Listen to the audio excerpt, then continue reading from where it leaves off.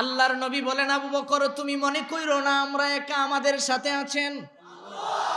নবীজি তিলাওয়াত করেন, আল্লাহু ওয়ালিয়ুল্লাযীনা আমানু ইউখরিজুহুম মিনাজ যুলুমাতি ইলান নূর ওয়াল্লাযীনা কাফারু আউলিয়াউহুমুত তাগুত ইউখরিজুনাহুম মিনান নূরি ইলাজ যুলুমাত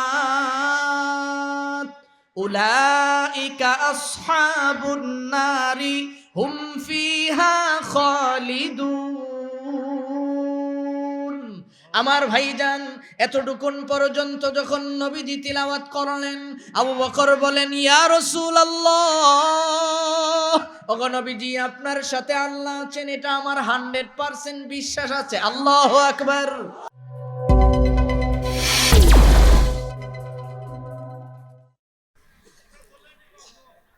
الحمد لله الذي خلق آدم بسلالة من طين وخلق الإنسان بواسطة الأبوين والصلاة والسلام على سيد الثقلين وعلى آله وأصحابه أجمعين ونشهد أن لا إله إلا الله وحده لا شريك له ونشهد أن سيدنا وسندنا وحبيب ربنا ومحبوبنا ومعشوقنا ومولانا محمدا عبده ورسوله صلى الله تعالى عليه وعلى آله وأصحابه وبارك وسلم تسليما كثيرا. أما بعد فأعوذ بالله من الشيطان الرجيم. بسم الله الرحمن الرحيم. إن الله يأمر بالعدل والإحسان وإيتاء ذي القربى وينهى عن الفحشاء والمنكر والبغي يعظكم لعلكم تذكرون. صدق الله مولانا العظيم وصدق رسوله النبي الأمي الكريم ونحن على ذلك من الشاهدين والشاكرين والحمد لله رب العالمين. اللهم صل على محمد وعلى آل محمد كما صليت على إبراهيم وعلى آل إبراهيم إنك حميد مجيد.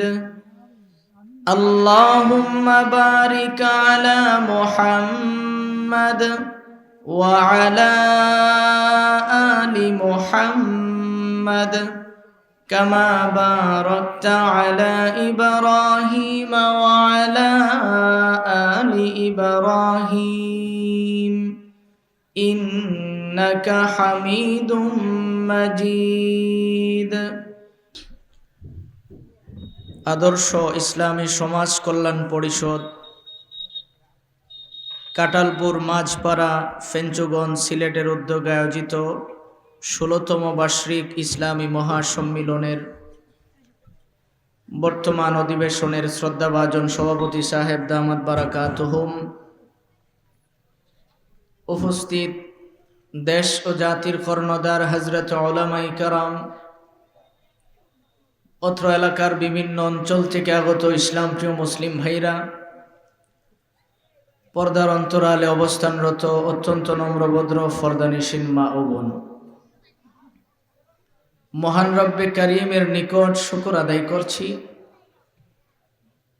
যিনি অত্যন্ত দয়া করে মেহেরবানি করে আমাদের হায়াতটাকে দীর্ঘায়িত করে সুস্থ শরীরে ঈমানের সহিত বসে জমানার শ্রেষ্ঠ মানব উলামায়ে কেরামের জবান থেকে কোরআন ও হাদিসের কিছু কথা শোনার তৌফিক দিয়েছেন। এই জন্য আমরা সকলেই পড়ছি আলহামদুলিল্লাহ। আমার ভাই, আমি আপনাদের সামনে পবিত্র কোরআনে কারিমা থেকে সূরা নাহলের 89 নং আয়াত তিলাওয়াত করেছি। রব্বে কারীম যেন তিলাওয়াতকৃত আয়াত এবং হাদিসের আলোকে আমাকে ইখলাসের সহিত কিছু কথা বলার এবং আপনাদের সকলকে আমল করার নিয়তে শোনার তৌফিক দান করুক। সকলে বলি আমিন। মুহতারাম ভাই, আমি আপনাদের জন্য একেবারেই নতুন। আমার জীবনে আমি কখনো এই এলাকায় হাজির হয় নাই। যেহেতু আমি নতুন মানুষ, এই হিসাবে আপনারা আমার তবিয়ত সম্পর্কেও জানা দরকার আছে, আমারও আপনাদের তবিয়ত সম্পর্কে বোঝার দরকার আছে। এই জন্য তিলাওয়াতকৃত আয়াতে যাওয়ার আগে শুরুতেই আপনাদের কাছে আমার তবিয়তটা স্পষ্ট করে ফেলি। আমি কোনোদিন একা ওয়াজ করতে পারি না। অর্ধেক আমি করি, বাকি সামনে যারা থাকে তারা অর্ধেক করতে হয়। আপনারা কি আমার সাথে কথা বলবেন? সবাই বলবেন? নাকি আমারে লাগাইয়া দিয়া বসে বসে ঘুমের সাধনা করবেন? এটা কি সম্ভব? মনে মনে ভাবতে পারেন, হুজুর আপনি এমন ধৈর্য মানুষ কেন? আচ্ছা, আপনারা বুঝে থাকলে জবাব দিবেন। মানুষ কি হাত দিয়ে হাঁটে না পা দিয়ে? সবাই বলেন। যারা কথা বলে না তাদের কি হাত দিয়ে হাঁটে? পা দিয়ে যখন হাঁটে তখন মানুষের হাত নড়ে কিনা? শীতের রাত জ্যাকেটের পকেটে দুইটা হাত ঢুকাইয়া দেখবেন, হাঁটার স্পিড পাওয়া যায় না। কথা বলেন ঠিক? মানুষ হাঁটে পা দিয়ে, কিন্তু হাত পায়ের আগে ডাইনে বামে সামনে পিছনে চলে, তাই না? কেন চলে? বুঝায় যে দোস্ত তুমি চলো, আর কেউ থাকুক না থাকুক আমি তোমার সাথে আছি। কথা বলেন ঠিক? এই জন্য আপনারা কথা বলে আমাকে একটু সহযোগিতা করতে হবে, যেন আমি বুঝি যে আপনারা আমার মাত বুঝতে আছেন। কথা বলবেন ইনশাআল্লাহ। 2 নম্বরে, যারা আমাদের ভলান্টিয়ারের কাজ করতেছেন আপনাদেরকে অনুরোধ করব, হয় বসে পড়েন না হয় চোখের সামনে থেকে দূরে চলে যান। কারণ আমাদের পাহারাদারি কে করেন? আওয়াজ দিয়ে বলেন। আমরা রে পাহারা দেওয়ান লাগতো না। পাহারা দেওয়ান লাগবো? মাগরিবের পরে কোরআন শরীফ থেকে কয়েকটা সূরা তিলাওয়াত করেছি, আয়াতুল কুরসি তিলাওয়াত করেছি। বিশ্বনবী বলছেন ফজর পর্যন্ত 70 জন ফেরেশতা আমাকে পাহারা দিবেন। তাইলে আমার এই পাহারাদারের দরকার আছে? দুনিয়ার জীবনে আমরা দুনিয়াতে আছি, তাই না? এই দুনিয়ার স্বতন্ত্র একটা নিয়ম আছে। যেখানে কোরআন ও হাদিসের আলোচনা হয় ওই জায়গায় মানুষকে জমে জমে বসতে বলেছেন নবীজি। কেন? মধ্যে যদি ফাঁকা জায়গা থাকে তাইলে ইবলিস বসে। ফাঁকা জায়গায় কে বসে? জোরে বলেন। ইবলিস আমাদের বন্ধু না শত্রু? শত্রুরে মানুষ আদর কইরা কুলে রাখে না লাত্তি মাইরা দূরে খেদায়? এই জন্য আপনারা শত্রুকে জায়গা দিতে পারেন না।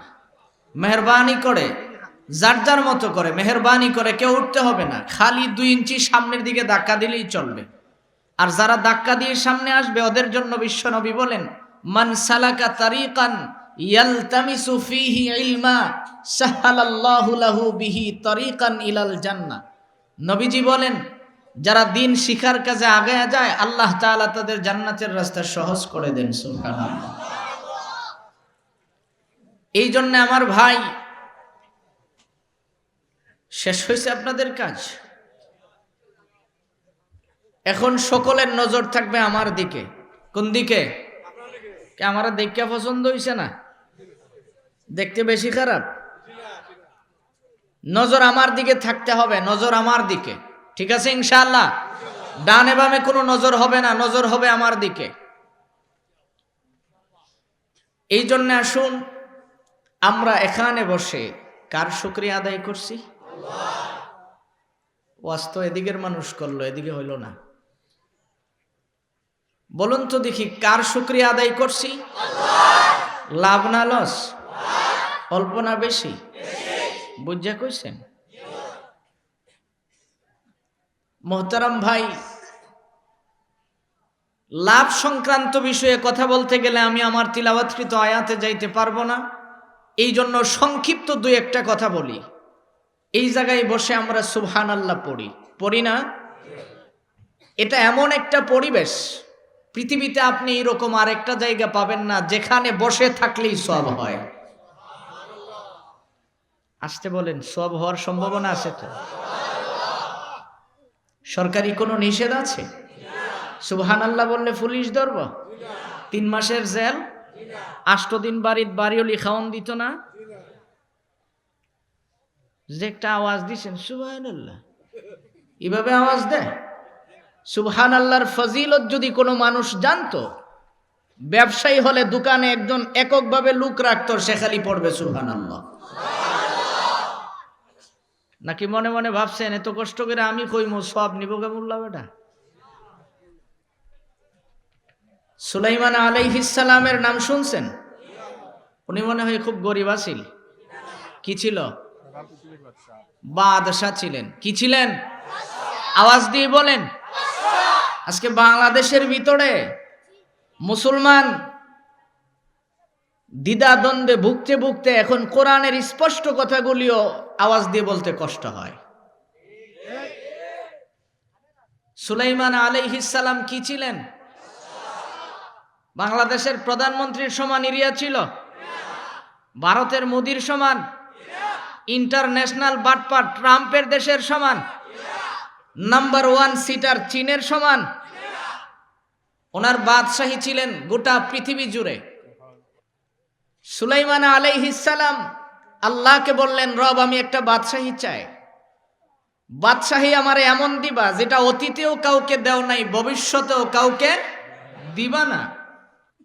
আল্লাহ তাআলা ওনাকে বাদশাহী দিলেন। বাদশাহী কি দিলেন এই ব্যাপারে কথা বলবো না, তবে এক জায়গা থেকে আরেক জায়গায় যাইতে যে বিমানটা ব্যবহার করতেন, তাফসীরে রূহুল মাআনির মধ্যে আসছে তার বিমানে ওনার ডাইনে বামে 2 লক্ষ যাত্রী চড়তে পারতেন। গোটা পৃথিবীতে এমন কোন বিমান তৈরি হয়েছে যেই বিমানে 2 লক্ষ যাত্রী উঠে? 2 লক্ষ যাত্রীর বিমান তৈরি হইলে এই সিলেট এয়ারপোর্টে ল্যান্ড করতে পারত? পুরা বিভাগের সমান একটা এয়ারপোর্টের প্রয়োজন ছিল। ওনার বিমানের 2 নম্বরের বৈশিষ্ট্য ছিল কোনো তৈল পানির প্রয়োজন ছিল না। আওয়াজ দিয়ে বলেন ওনার বিমানের 3 নম্বরের বৈশিষ্ট্য ছিল ল্যান্ড করার কোনো এয়ারপোর্টের প্রয়োজন ছিল না। 4 নম্বরের বৈশিষ্ট্য ছিল কোনো পাইলট লাগতো না।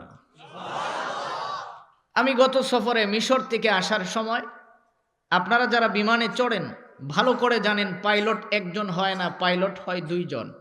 কয়জন? মিশর থেকে রাত 1টায় বিমানে যখন চড়লাম, দুবাই টাইম সকাল 9টায় দুবাইতে আইসা যখন ল্যান্ড করলো বিমান, দীর্ঘ টাইম পরে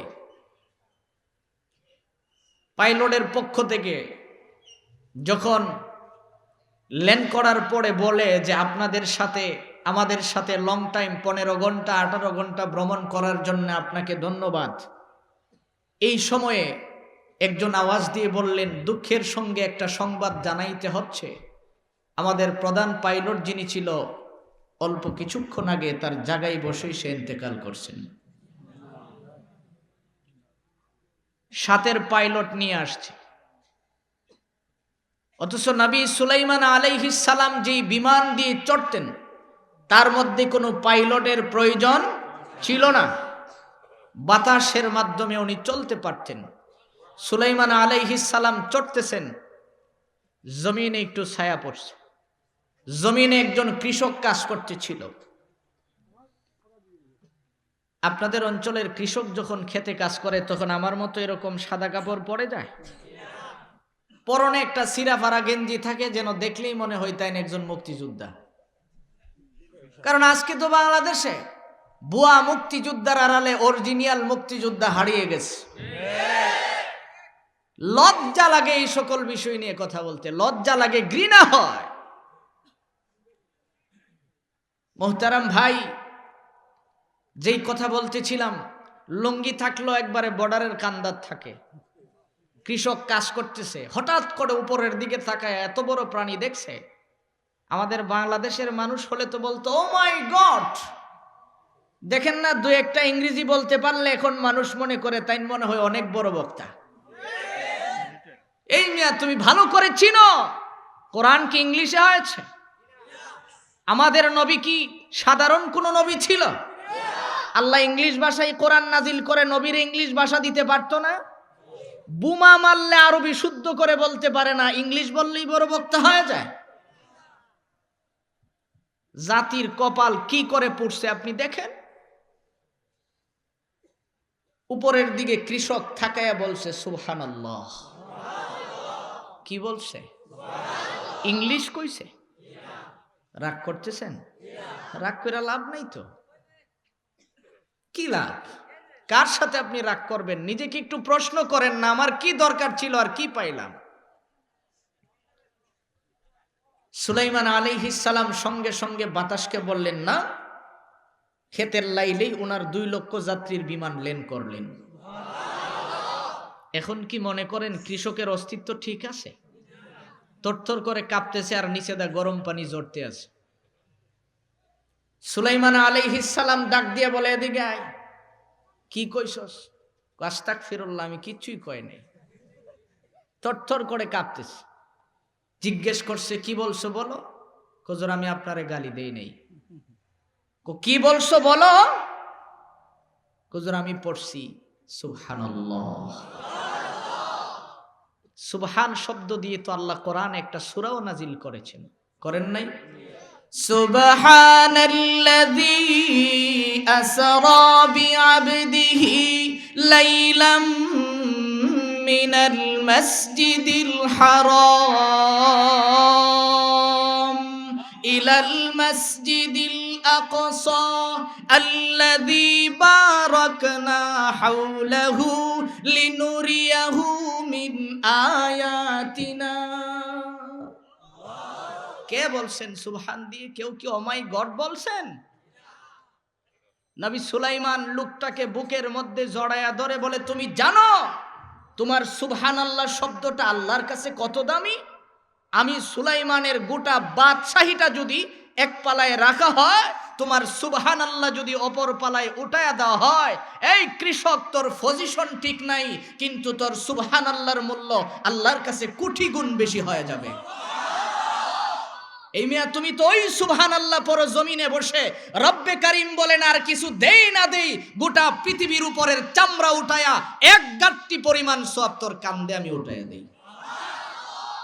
সুবহানাল্লাহ পড়তে তোমার কষ্ট হয়? বাহিরে দারোয়ানের মতো দাঁড়ায়া থেকে পাহারা দেওয়া, এটা ভাগ্য লাগে, তকদির লাগে যে এখানে বসে সুবহানাল্লাহ পড়ার তকদির লাগে। এই তকদির সকলের হয় না। কথা বলেন ঠিক? বাংলাদেশের মানুষ তো খুব চালাক, চালাক না? খুব চালাক। দেখবেন সার স্টলে বইসা বাম পায়ের উপরে ডান পা উঠাইছে, বাম হাতে একটা 4 কাপ ধরছে, ডান হাতে আঙ্গুলের সিফায় একটা দড়াইছে, একসাথে 4 কাম স্টার্ট করছে। চালাক না? কান দিয়া ওয়াজ শুনে মুখ দিয়া মোল্লা বেটার দোষ কয়। তো এর চেয়ে বড় চালাক আর কেউ আছে? আশরাফ আলী থানভী রহমতুল্লাহ আলাইহি লিখেন, কষ্ট পাইতেছেন? আশরাফ আলী থানভী রহমতুল্লাহ আলাইহি লিখেন, এক লোক খুব চালাক, নিজেরে খুব চালাক দাবি করে। ওই যে মাইকের আওয়াজে কিছু কিছু মানুষ আছে দূরে বসে ওয়াজ শুনে, কই কষ্ট করে এখানে যাইমু, মাইকের আওয়াজ তো আমার কানে আসতেই আছে। চালাক তো বাড়িতে শুয়ে শুয়ে ওয়াজ শুনতেছে, হুজুর বয়ান করছেন উজু ছাড়া তায়াম্মুম করে নামাজ আদায় করা যায়। এইটুকুন শোনার পরে তায়াম্মুমের মাসআলা শোনার আর সুযোগ হয় নাই, ঘুমায়া পড়ছে। রাত 3টার সময় ঘুম থেকে ওইটা চিন্তা করে আজকে তো মাহমুদুল হাসান কাসিমি বলল নামাজ পড়তে উজু লাগে না। ইমাম সাহেব হুজুর কইছে তাহাজ্জুদ ফেরা দোয়া করলে আল্লাহ সব দোয়া কবুল করে। তাইলে উজু যদি না করণ লাগে শীতের রাত্রে নামাজ পড়তে অসুবিধা আছে? কষ্টর কামই তো উজু, বুঝেন নাই? শীতের দিন সবচেয়ে কষ্টের কাজ কি? উজু। শীতের দিনের উজু দেখবেন কাকের গোসলের মতো, আর গরমের দিনের উজু তো 50% গোসল। শীতের দিনেই কোন রকম খালি পানি সোয়া মসজিদে ঢুকে যায়, আর গরমের দিনে এই পর্যন্ত দয়, মাথা মাসে করে না, পুরা মাথা ধুয়ে পালায়। এই চিন্তা করে পাকঘরে ঢুকছে, তায়াম্মুম করবে। পাকঘরে যে পাতিলগুলি থাকে এইগুলি কালো না দলা? জোরে কন। হাত যখন দুইটা গসা দিছে কেমন হইছে? দুই সাফাত যখন মারছে, এখন কি মনে করেন চেহারার ইস্তারি আর ঠিক আছে? আস্তে আস্তে ঘরের ভিতরে ঢুকতে আছে। তার স্ত্রী চিন্তা করে আমরা ঘরের তাইন তো অত কালা না, এই কালাটা কি হতে পারে? মনে মনে সিদ্ধান্ত নিল এটা ভূত হতে পারে। ভূত তাড়াইতে গেলে মুইটটা ঝাড়ু লাগে। কি লাগে? ঝাড়ু লয়ে যখন দৌড়ানি দিছে, ভাই সাহেব দৌড়তে দৌড়তে যায় ফুসকুনিত ফইরা সুবা টুবা খাইয়া উইটটা কো আল্লাহ চাইছিলাম না উজু করতাম, তুমি দি গোসল সহ করাইয়া দিলাম। এই জাতীয় ওয়াজ যারা দূর থেকে শুনে উজুর জাগাত গোসল করণ লাগতে পারে কিনা? জোরে বলেন। এই সমস্যার থেকে বাঁচতে হলে এখানে আসতে হবে, মনোযোগ দিয়ে শুনতে হবে। আল্লাহ তাআলা আমাদের সকলকে মনোযোগ সহকারে কথাগুলি শোনার তৌফিক দান করুন। আরো জোরে বলুন আমিন। এখন আসুন আমরা মূল কথায় যাই। আমি আপনাদের সামনে যে আয়াতটুকুন তিলাওয়াত করেছি, এই আয়াতটা হলো সূরা নাহলের 89 নম্বর আয়াত। এই আয়াত প্রত্যেক শুক্রবারে ইমাম সাহেবগণ সানি খুতবায় আমাদেরকে শোনান। এইটুকুন যখন শুনে বাঙালি শুনতে শুনতে এমন চালাক হয়েছে, তখন দেখবেন একজন আরেকজন দাঁড়ানি শুরু করে। তার মানে এরপরে আর কোনো সুযোগ নাই, এখন নামাজ শুরু হয়ে যাবে, প্রস্তুতি শুরু হয়ে যায়। প্রত্যেক শুক্রবারে আমরা যে আয়াত শুনি, আসুন এই আয়াতের ভিতরে আল্লাহ তাআলা কি বলছেন আমাদের একটু বোঝা দরকার আছে। আজকে না আগামীকাল? আজকেই শুনবেন ইনশাআল্লাহ। মনোযোগ আছে সবার? মোহতারাম ভাই, এখন আসুন আল্লাহর নবী বিশ্ব নবী মুহাম্মদুর রাসূলুল্লাহ, সবাই পড়েন সাল্লাল্লাহু।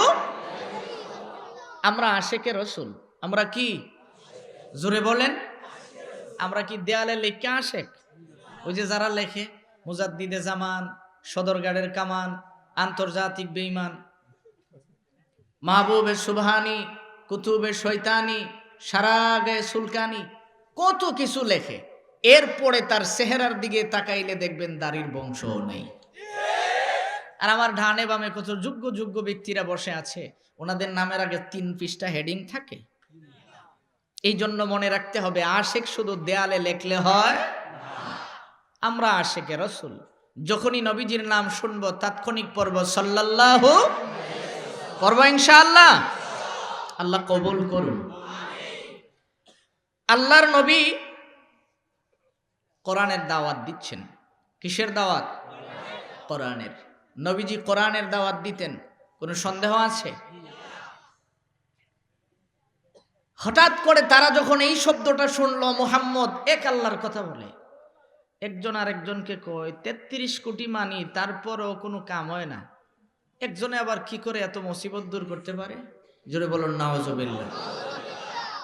ওরা চমকায় উঠছে, হঠাৎ আবার কি করে হয়। যেমন আপনারাও তো আমার দেখা কিছু মানুষ ওটা শুরু হয়েছিল, যে হঠাৎ সারা জীবন শুনছি আল্লামা ওলিপুরি সাহেব আছেন, জুবাইর আহমদ আনসারী সাহেব আছেন, মুফতি বশির সাহেব আছেন, মাহমুদুল হাসান আবার কি। এই যে হঠাৎ আপনারা আমাকে দেখছেন, দেখে চিন্তা করছেন থাকবো কি থাকবো না, এরকম একটা সন্দেহ ছিল। কিন্তু ঠিক আল্লাহর নবী যখন কোরআনের কথা বলতেছিলেন, মুশরিকেরা বলতেছে হঠাৎ করে এসে কি বলে, তো একদল নবীজির কাছে যায়, আরেক দল আস্তে আস্তে দূরে যায়। এরকম করতে করতে দেখা গেছে বিশ্বনবীর দলটাই একসময় অনেক বাড়ি হয়ে গেছে। সুবহানাল্লাহ। তাফসীরে বায়ানুল কোরআনের মধ্যে আল্লামা আশরাফ আলী থানভী রহমতুল্লাহ আলাইহি লিখেন, রহমতুল্লিল আলামিন নবী যখন কোরআনের দাওয়াত দেন, বনি সাইফ গোত্রের একজন লিডার যার নাম হলো আকসাম ইবনে সাইফ, সে একদিন তার গোত্রের লোকদেরকে ডাইকা বলতেছে, আমি তোমাদের কাছে একটা পরামর্শ চাই। কি পরামর্শ? আমি শুনেছি মক্কার জমিনে নাকি একজন লোকের আবির্ভাব হয়েছে যে নাকি বাপদাদার ধর্মের উপরে সুনকালি লাগায়। জোরে বলুন নাউজুবিল্লাহ। আমি সিদ্ধান্ত নিয়েছি তাকে দেখতে যাব। তার গোত্রের লোকেরা বলতেছে, আপনি আমাদের চেয়ারম্যান, আপনি যাবেন কেন? আপনি যাওয়ার আগে 2-4 জন লোক আমরাই যাই, যাই দেখি ওখানে আপনি যাইতে পারেন কি না। এই সিদ্ধান্ত উপনীত হওয়ার পরে 3 জন প্রতিনিধি গেলেন বিশ্বনবী দেখবেন। কয়জন গেলেন? 3 জন। ওরা আসার সময় রাস্তার মধ্যে সিদ্ধান্ত নিছে 3 জনের একজন যায়া নবীজির সামনে বিশ্রীভাবে সামনে দাঁড়াবো, হাতার কাপড়গুলি গুছাইয়া লুঙ্গি আলগি দিয়া এমন একটা বিশ্রী অবস্থানে নবীজির সামনে যায়া দাঁড়াবে। আরেকজন সিদ্ধান্ত নিছে দেরা কথা বইলা তাকে কিছু জিজ্ঞেস করবে। 3 নম্বরে আরেকজন সিদ্ধান্ত নিছে, আমি জিগাইমো সে যে মানুষরে মন্ত্রতন্ত্র শোনায়, তার মন্ত্রটাকে একটু শুনতে চাইব। জোরে বলুন নাউজুবিল্লাহ। নবীজি মন্ত্র বলতেন, ওয়ামা ইয়ানতিকু আনিল হাওয়া ইন হুয়া ইল্লা ওয়াহয়ুন ইউহা আল্লামাহু শাদীদুল কুওয়া যু মিররাতিন ফাস্তাওয়া। আল্লাহর কথা। মোহতারাম ভাই, যেই কথা বলতেছিলাম, 3 জন আসলো। 3 জন আসছে, আয়েশা দেখে বিশ্বনবী কাবা ঘরের পাশে বসে বসে কোরআন শরীফ তিলাওয়াত করেন। সুবহানাল্লাহ। এই সময় উমর মুসলমান হয়েছে, কয়েকদিন হয়েছে মাত্র। উমরও নবীজির পাশে বসা। 3 জনের একজন আসছে, আয়েশা নবীজির সামনে দাঁড়ায় ওই যেই সিদ্ধান্ত, কাপড় গুছাইয়া লুঙ্গি আলগি দিয়ে আঙ্গুলটা উঁচা করে জিজ্ঞেস করে, তোমার নাম কি? আল্লাহর নবী মুস্কি হেসে দিয়া বলে, আমার নাম মুহাম্মদ সাল্লাল্লাহু আলাইহি ওয়াসাল্লাম। মুসলমান ভালো করে শুনে রাখেন, এই জায়গার থেকে আপনার আমার নবী শিক্ষা দিয়েছেন, তোমাকে যদি কেউ বিশ্রী ভাষায় গালিও দেয়, কিন্তু তুমি তাকে ঠান্ডা মাথায় জবাব দিবে। সুবহানাল্লাহ। 2 নম্বরে জিজ্ঞেস করে, তোমার বাবার নাম কি? আল্লাহর নবী মুস্কি হেসে দিয়া বলেন, আমার পিতার নাম আব্দুল্লাহ। এইটুকুন বলার পরেই বিশ্বনবী তাকায়া দেখেন হযরত ওমর আস্তে করে এইভাবে হাতের কাপড়গুলি গুছাইতে আছে। বুঝেন কি করব? মুসাফা করব? জি, সাফার দাঁত একটাও থাকতো না। চোখগুলি তার গরম হয়ে গেছে, লাল হয়ে গেছে। আল্লাহর নবী বুঝতে পারছেন আমার উমর তো গরম। নবীজি আস্তে করে ডাক দিলেন, ওমর। বলার সঙ্গে সঙ্গেই 3 জনের একজন নিচে দিয়া পানি ছাড়া শুরু করে দিছে। বাপসে নবী মনে হয় ওমর রে ডাক দিছে। আরেকজন ধাক্কা দেখো কারবার সারলি কেন? ওমর তো মায়ের দিল হইলে নবী তারে তামায়া দিছে। জোরে বলুন সুবহানাল্লাহ। এই মিয়া শোনো, তোমার আমার যন্ত্রণা এলাকার থাকা যায় না। 5টা ছেলে যদি খালি সন্ত্রাস হয়, কটালপুর বাজারে হের যন্ত্রণায় মানুষ থাকতে পারে না। ফল্লা কথাটাই জানো আমি কার বাপ? মরলে বুঝতার বা তুমি যে কার বাপ। আল্লাহর নবী বুঝাইলেন, লাইটল থাকলেও লাডি ব্যবহার করা চলবে না। উমর কি নরম ব্যক্তি?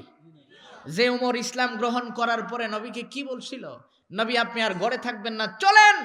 কাবার পাশে দেয়া একজন মুয়াজ্জিন দাঁড় করাইছে। উমর তরবারি নিয়ে হাতিমে কাবা বরাবর দাঁড়িয়ে আছে। আবু জাহেল গোট থিকা তরবারি নিয়ে আওয়াজ শুনে দৌড় দিয়ে বের হয়েছে। আপনারা যারা হজ্জে গেছেন দেখবেন এই বরাবর কর্নারে হলো আবু জাহেলের বাড়ি। দৌড় দিয়ে আইসা এমন ভাবে হার্ট ব্রেক করছে উমররে দেখার পরে। অনেক সময় রাস্তায় দেখবেন কোন সময় ট্রাক যদি হার্ট ব্রেক করে চাক্কা টায়ার পুড়ে একটা গন্ধ বের হয়, এমন ভাবে তাফসীর কারকগণ লিখেন আবু জাহেলের ভিতর থেকে কলজা ফুইরা গন্ধ বেরিয়েছে। সুবহানাল্লাহ। উমর রে যখন দেখছে তরবারি লয়ে দাঁড়ানো, জিজ্ঞেস করে, উমর তুমি কি তার দলের না আমার দলের? উমর কো বাপ দিক্কা বুঝতে পারতেছো না আমি কার দলের? সুবহানাল্লাহ বলেন। এক বেটা টক বড়ি খাইতেছে। এখন টক বড়ি যদি খাই তার মুখ বলবে না এটা টক না মিষ্টি? কথা বলেন। চেহারার কন্ডিশনে বোঝা যায় না? আরেকজন জিগাই, বাতিজা বড়িটা মনে হয় খুব মিষ্টি। তো ডাক দিয়ে কো বাপ দিক্কা বুঝোস না বেটা, কদ্দুর মজা যে লাগতে আছে। উমর কয় আমারে দেখা বুঝো না আমি কার পাশে দাঁড়িয়ে আছি? আবু জাহেল কই এটা কেমনে হইল? পাঠাইলাম তোমারে তারে খতম করবার লেগে, এখন দি তুমি তার ধর্ম আরো জিন্দা করে দিলা। উমর কো কার কাছে পাঠাইছো বুঝছো না তো? কারণ ইনি আল্লাহর কাছ থেকে ছায়া আমারে আনছেন। সুবহানাল্লাহ। সে উমর নবীজি যখন আস্তে করে ডাক দিলেন থাইমা গেছে। 3 নম্বরে জিলা জিগাইব, উনি কয় আপনি নাকি ধর্ম টর্ম নাকি শুনান, আমার একটু শোনাইবেন। আল্লাহর নবী কয় শোনামো, বসো, কারণ আল্লাহ তাআলা তো আমাকে পাঠাইছেন মানুষকে কোরআন শোনানোর জন্য। সুবহানাল্লাহ। নবীজি কি তিলাওয়াত করবেন? ঠিক এই সময়ে জিবরাইল বিশ্ব নবীর সামনে আমার তিলাওয়াতকৃত আয়াত নিয়ে হাজির। সুবহানাল্লাহ। ইন্নাল্লাহা ইয়া'মুরু বিল আদলি ওয়াল ইহসান ওয়া ইতাই যিল কুরবা ওয়া ইয়ানহা আনিল ফাহশাই ওয়াল মুনকারি ওয়াল বাগই ইয়া'iযুকুম লাআল্লাকুম তাযাক্কারুন। আমার ভাইজান বিশ্বনবী মুহাম্মদুর রাসূলুল্লাহ সাল্লাল্লাহু আলাইহি ওয়াসাল্লাম নবীর জবান থেকে যখন তিলাওয়াত শুরু হয়ে যায়, আল্লাহর নবী মাথাটা নিচের দিক দিয়ে বসে বসে তিলাওয়াত করেন।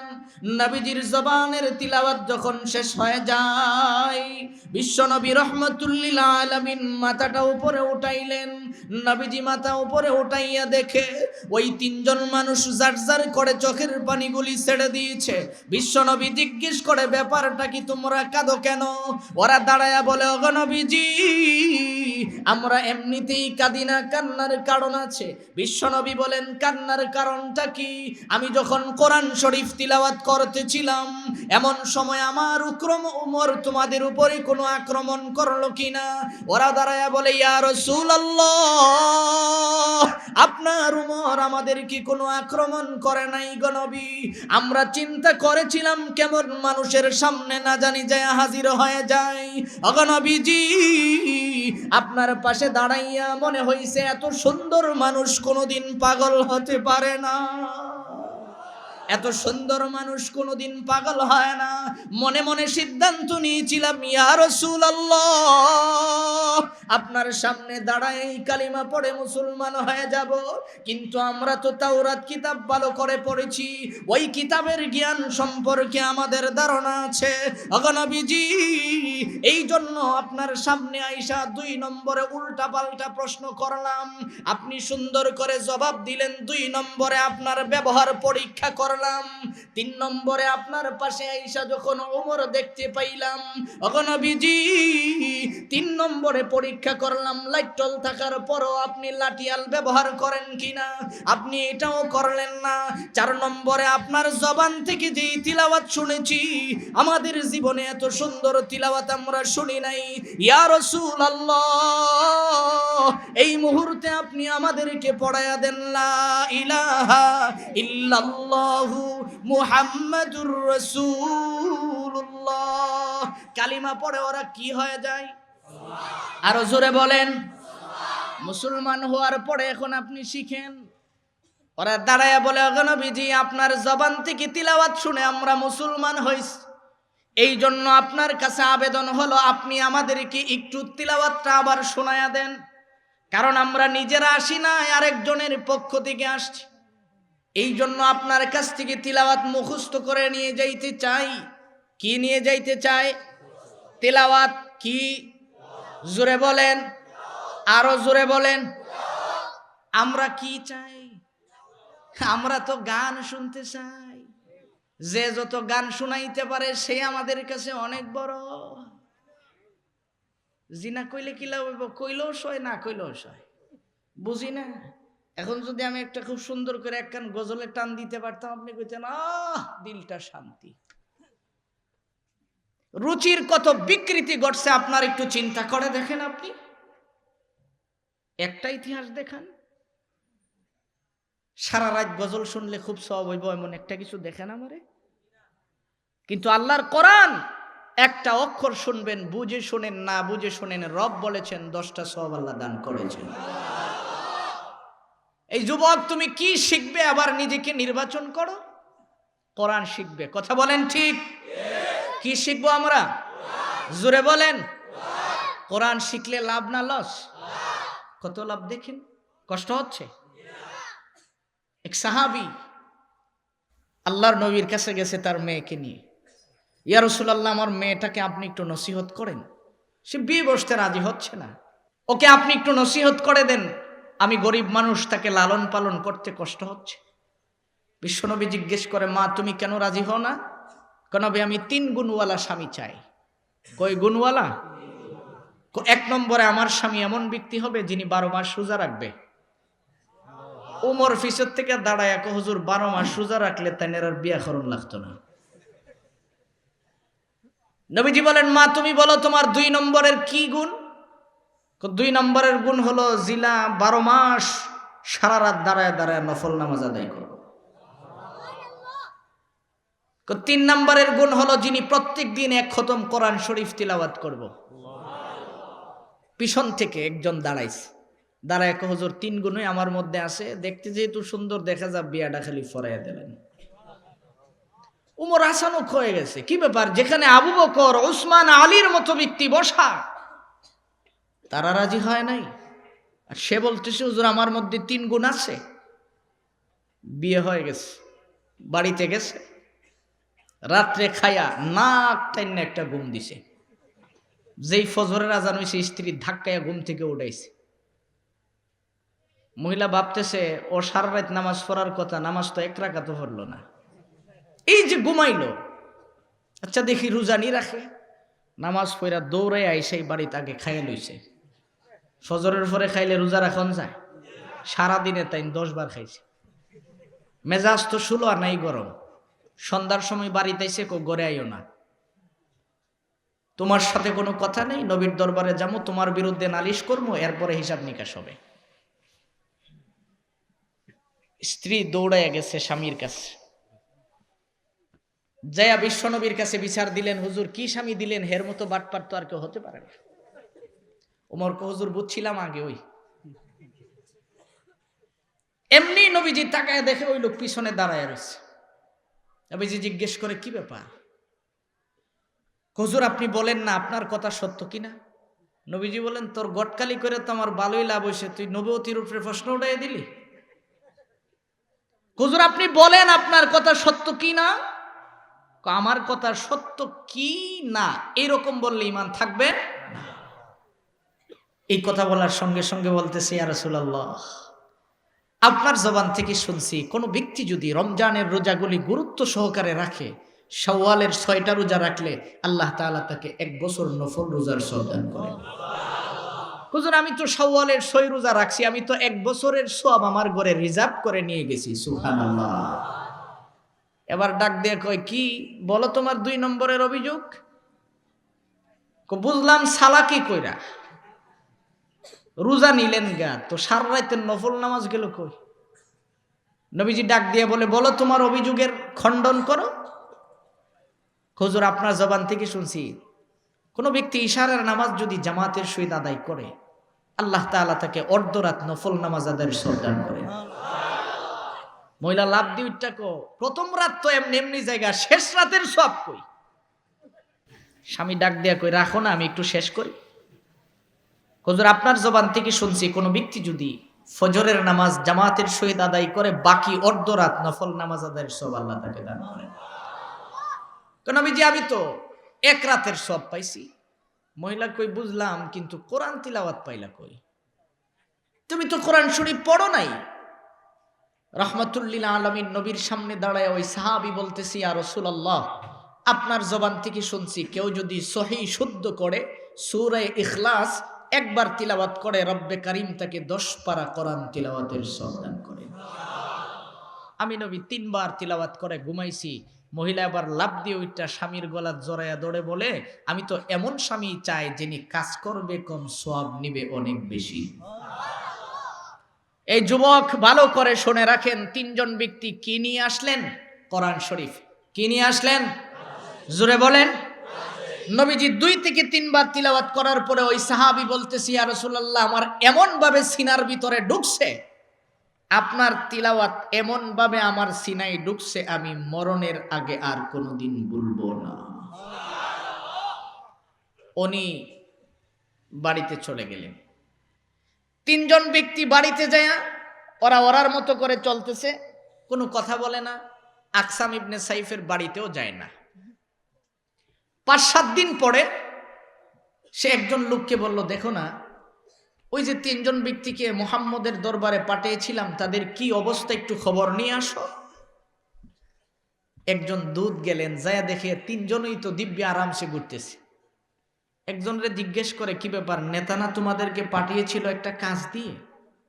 ও দাঁড়ায় বলে, নেতা আবার কে? আমাদের নেতা তো হলো বিশ্বনবী মুহাম্মদুর রাসূলুল্লাহ সাল্লাল্লাহু আলাইহি ওয়াসাল্লাম। এইটুকুন বলার পরেই যিনি দূত গেছিল সে যায় উল্টা পাল্টা আকসাম ইবনে সাইফের কাছে লাগাইছে।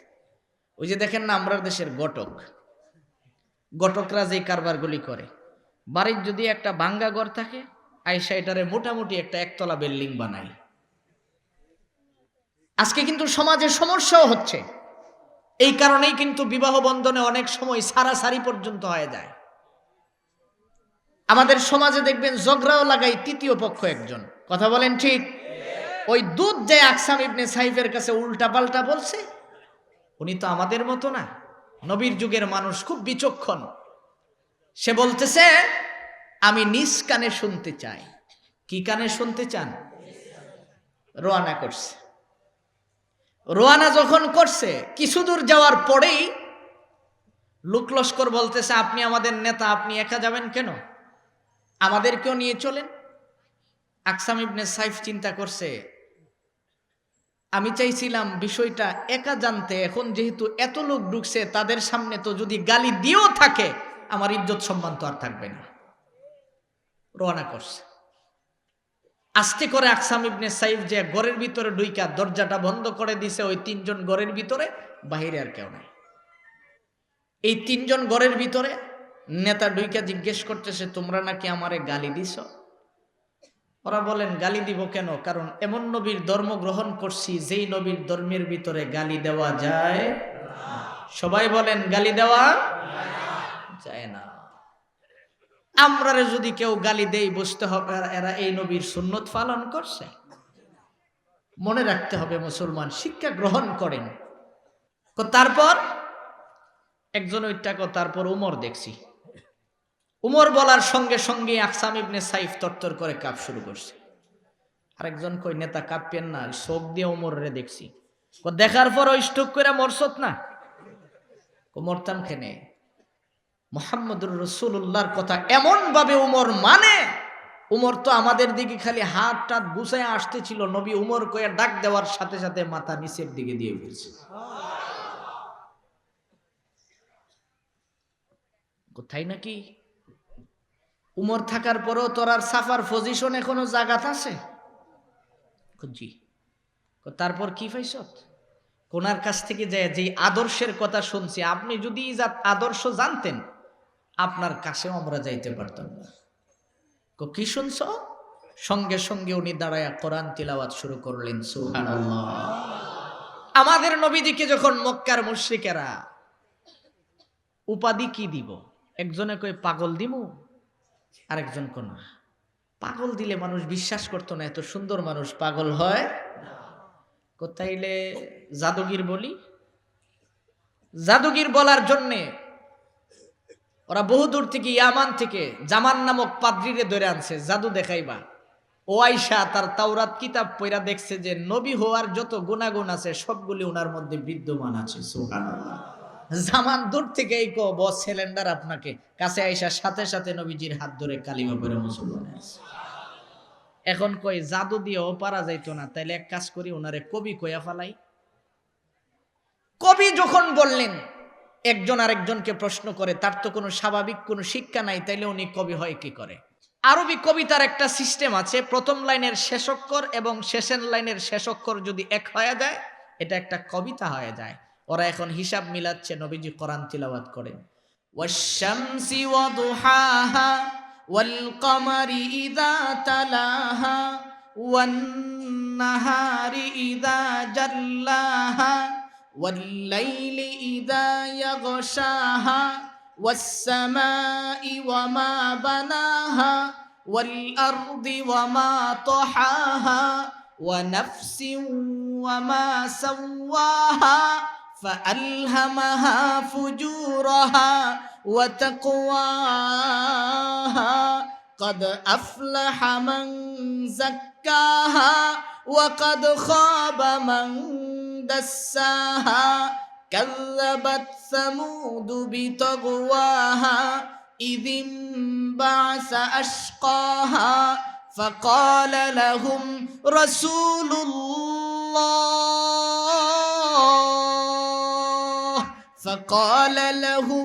رسول الله ناقة الله وسقياها فكذبوه فعقروها فدمدم عليهم ربهم بذنبهم فسواها ولا يخاف عقباها।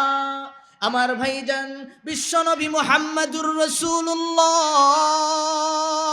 সাল্লাল্লাহু আলাইহি ওয়াসাল্লাম কাবা ঘরের পাশে বসে বসে কোরআন তিলাওয়াত করেন।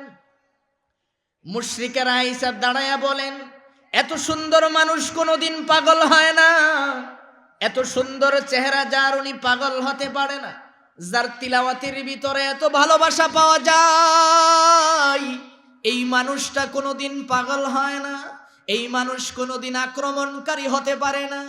এইভাবে মক্কার মুশরিকেরা যখন নবীজির হাত ধরে ধরে মুসলমান হয়ে যায়, আকসাম ইবনে সাইফ ঘরের ভিতরে ঢুকার পরে বলে, সাথীরা আমার শুনে রাখো, তোমরা কি পাইয়া নবীজির ধর্মটা গ্রহণ করলে আমাকে একটু বলো না।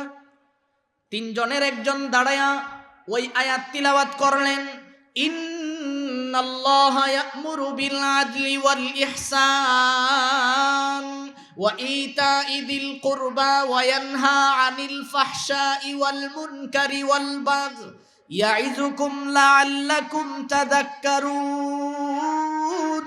আমার ভাইজান এতটুকুন পর্যন্ত যখন তিলাওয়াত করলেন, আকসাম ইবনে সাইফ বলেন, সাথীরা আমার শুনে রাখো, এই মুহূর্তে আমাকে মুহাম্মদের দরবারে নিয়ে চলো। ঘর থেকে বের হইলেন, বাহিরে যারা দাঁড়িয়ে ছিল তারা বলতেছে, আপনাকে আমরা নেতা মানি, আপনি যাবেন, আমাদেরকে একা রেখে যাবেন কেন? আমাদেরকেও নিয়ে চলেন। সুবহানাল্লাহ। দল বেঁধে বেঁধে যখন রওনা করলেন, আবু বকর পাহাড়ের উপর থেকে দেখতেছে অনেকগুলি মানুষ এদিকে আসতেছে। আবু বকর বিশ্বনবীর হাত মুবারকে ধরে বলেন, ইয়া রাসূলুল্লাহ, চলেন এখান থেকে বিদায় হয়ে যায়। নবীজি বলেন, ব্যাপার কি বলো? আবু বকর কয়, হুজুর লক্ষণ ভালো না, কথা পরে হবে, আগে চলেন, তাড়াতাড়ি চলে যাই। আল্লাহর নবী বলেন, আবু বকর তুমি কি মনে করছো আমরা একা? আমাদের সাথে কে আছেন? আরো জোরে বলেন, সিলেটের আওয়াজ দিয়ে বলেন। আপনার সিলেটের একটা আওয়াজ আছে না, শাহজালালের তলোয়ার ইতানি করছে ওটা, একটু বলুন তো দেখি আমাদের সাথে কে আছেন? পিছনের মানুষ ঘুমায়, ঘুমের সাধনা করতেছেন। আল্লাহর নবী বলেন, আবু বকর তুমি মনে করছো আমি একা? আমাদের সাথে কে আছেন? জোর হলো না, আরো জোরে, আরো জোরে, আরো জোরে। মজা লাগে না? জিও শিখতে আসি, অসুবিধা নেই, সিলেটি মাছ। আল্লাহর নবী বলেন, আবু বকর তুমি মনে কইরো না আমরা একা, আমাদের সাথে আছেন। নবীজি তিলাওয়াত করেন, আল্লাহু ওয়ালিয়ুল্লাযীনা আমানু ইউখরিজুহুম মিনাজ যুলুমাতি ইলান নূর ওয়াল্লাযীনা কাফারু আউলিয়াউহুমুত তাগুত ইউখরিজুনাহুম মিনান নূরি ইলাজ যুলুমাত উলাইকা আসহাবুন নারি হুম ফিহা খালিদুন। আমার ভাইজান, এতটুকুন পর্যন্ত যখন নবীজি তিলাওয়াত করলেন, আবু বকর বলেন, ইয়া রাসূলুল্লাহ, ওগো নবীজি আপনার সাথে আল্লাহ আছেন, এটা আমার 100% বিশ্বাস আছে। আল্লাহু আকবার। নবীজি বলেন, কেমন করে তোমার বিশ্বাস এমন হয়ে গেল বলো? আবু বকর বলেন, ওগো নবীজি, যেদিন উমরও মুসলমান হয় নাই, মক্কার মুশরিকেরা চতুর্দিকে আপনাকে আক্রমণ করার অপেক্ষায় থাকে। ওগো নবীজি, আমি তাকায়া ছিলাম, আপনি বসে বসে কোরআন শরীফ পড়তেছিলেন, আমি আপনার পিছনে দাঁড়ানো। এমত অবস্থায় আমি তাকায়া দেখি উম্মে জামিল পাথর নিয়ে আসতেছে, দৌড়ায় আপনাকে পাথর মারবে। আমি চোখের পানিগুলি যখন ছেড়ে দিলাম, ইয়া রাসূলুল্লাহ, আমার এক ফোঁটা চোখের পানি যখন আপনার উপরে পড়ে যায়, আপনি আমার দিকে তাকায়া বলেছিলেন, আবু বকর, আমি যখন কোরআন শরীফ পড়তেছিলাম তোমাকে কেউ আক্রমণ করলো কিনা? আমি তখন বলেছিলাম, নবী আক্রমণ করে নাই। আমি তাকায়া দেখি একজন মহিলা মানুষ পাথর নিয়ে আসতেছে, আপনাকে পাথর মারবে। ওগো নবীজি, একজন পুরুষ মানুষ যদি হয়, আমি আমার জীবন বাজি রাইখা আপনাকে বাঁচাইয়া দিতাম, কিন্তু মহিলা মানুষের গায়ে তো হাত দেওয়া যায়? হাত দেওয়া যায়? যুবক কথা বলো, হাত দেওয়া যায়? বুড়া মানুষ বলতে না আপনার হাত দিতে মনে চাইতো না। যুবক কথা বলো, 14 ফেব্রুয়ারিতে আরেকজনের হাত দেওয়া যায়? জোরে বলেন। মহিলা মানুষ রাস্তা দিয়ে হাঁটতে যায়, হুজুর তো আমি হাত দেই না, আমি কাশি দেই। কি দেয়? কাশি আমরা বুঝি না। বাথরুমের দরওয়াজার দাঁড়ায়া কেন কাশি দেয়?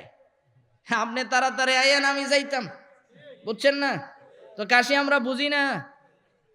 রাস্তা দিয়ে হাঁটে, কথা কয় না, খালি কাশি দেয়। নামাজের তাশাহুদের মধ্যে বৈশা মুসল্লি কাশি দেয়, কেন দেয় আমরা বুঝি না। মনে করছি ইমাম সাহেব ঘুমাইয়া গেছি, তাই নিয়ে সজাগ করে দিলাম। আল্লাহ কয় তোর নমাজও গেছে। আমরা কাশি বুঝি না, আমরা ইসমে ইশারা পড়ি, আমরা এইগুলি পড়াইছে আমাদের উস্তাদগণ। কাজে আমরা বুঝি, বাবা তুমি যে কাশি দাও আমরা বুঝি কেন কাশি দাও। মনে করছো মোল্লা বাড়ির ব্যাককল? হ্যাঁ, মোল্লা বাড়ির ব্যাককল হয়? ব্রাহ্মণবাড়িয়ার গৌরব আল্লামা তাজুল ইসলাম রহমতুল্লাহ আলাই ফখরে বাঙ্গাল, নাম শুনছেন? এই প্রথম শুনছেন? ফখরে বাঙ্গাল তার 2 জন শিক্ষিত বন্ধু নিয়ে ইন্ডিয়া সফর করতে গেছে। আমরাও ইন্ডিয়াতে থাকা অবস্থায় কোনো হিন্দু লোকের বাড়িতে মেহমান হলে সকালবেলা খানা দিত ডিশের মধ্যে বুনা খিচুড়ি। কি খিচুড়ি? বুনা খিচুড়ি। মধ্যে যদি ঘি ডায়লা অরিজিনাল ঘিটা দেওয়া হয়, ঘি দিয়া খিচুড়ি খাইতে খুব মজা।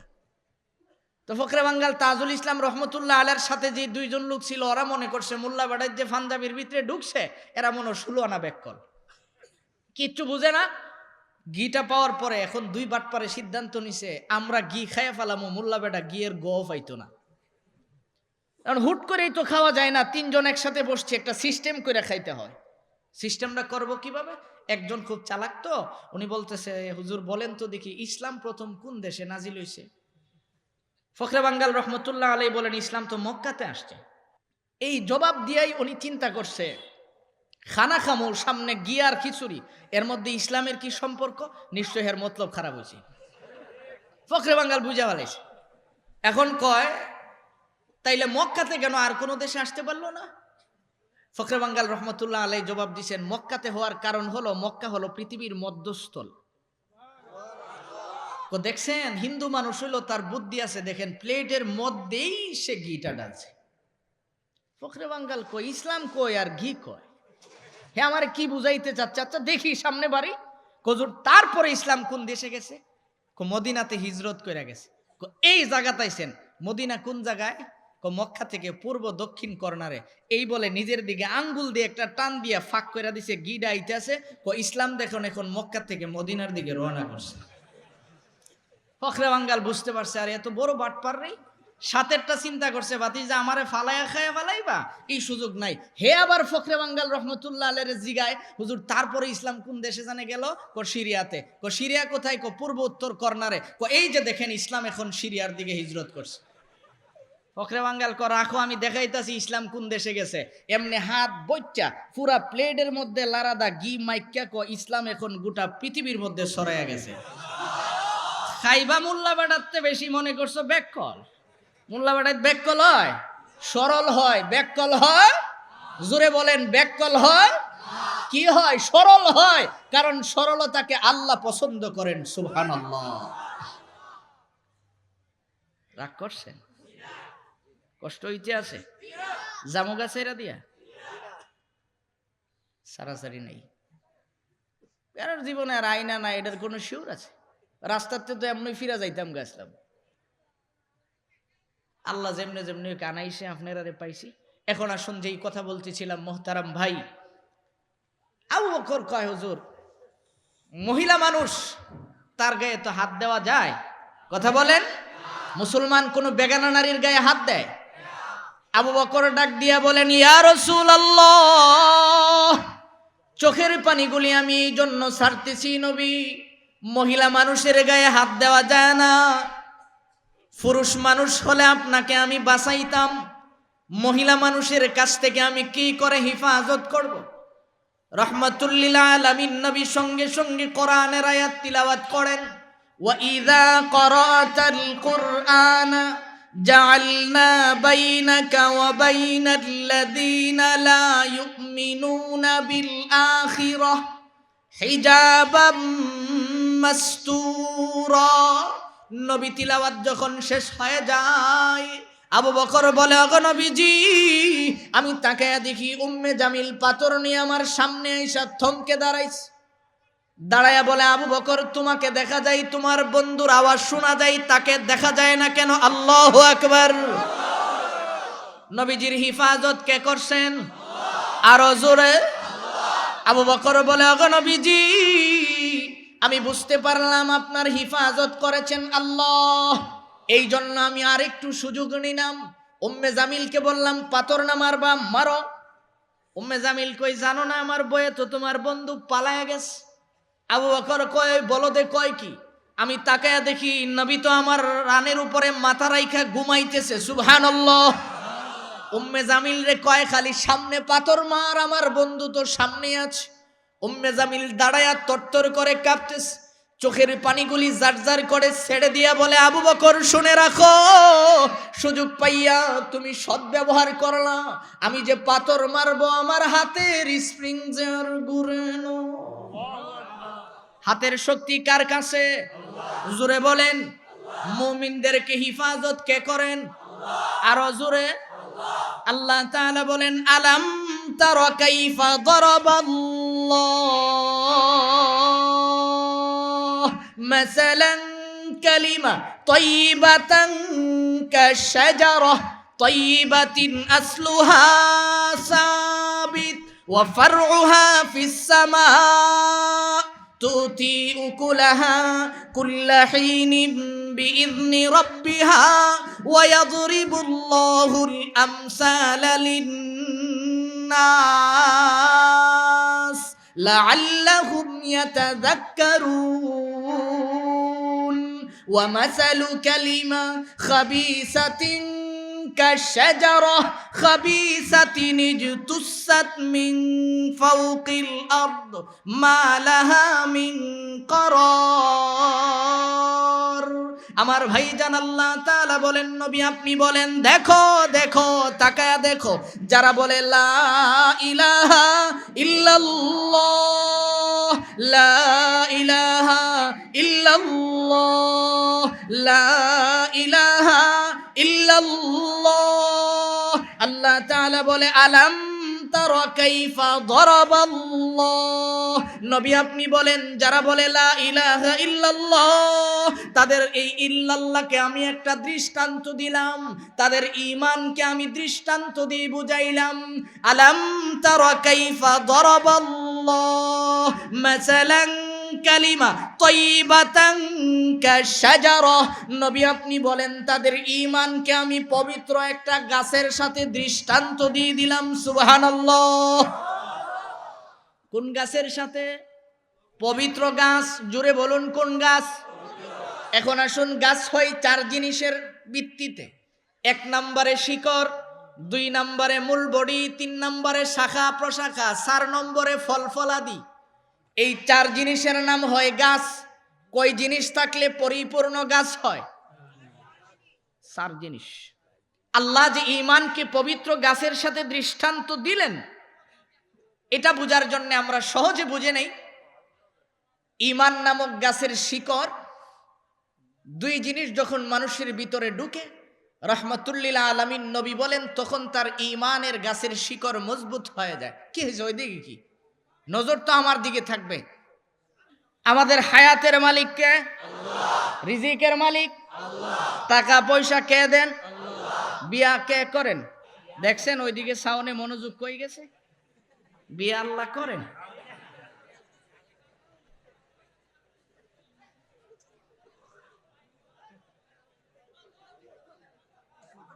কি ভাই এরকম হইল কেন? কি?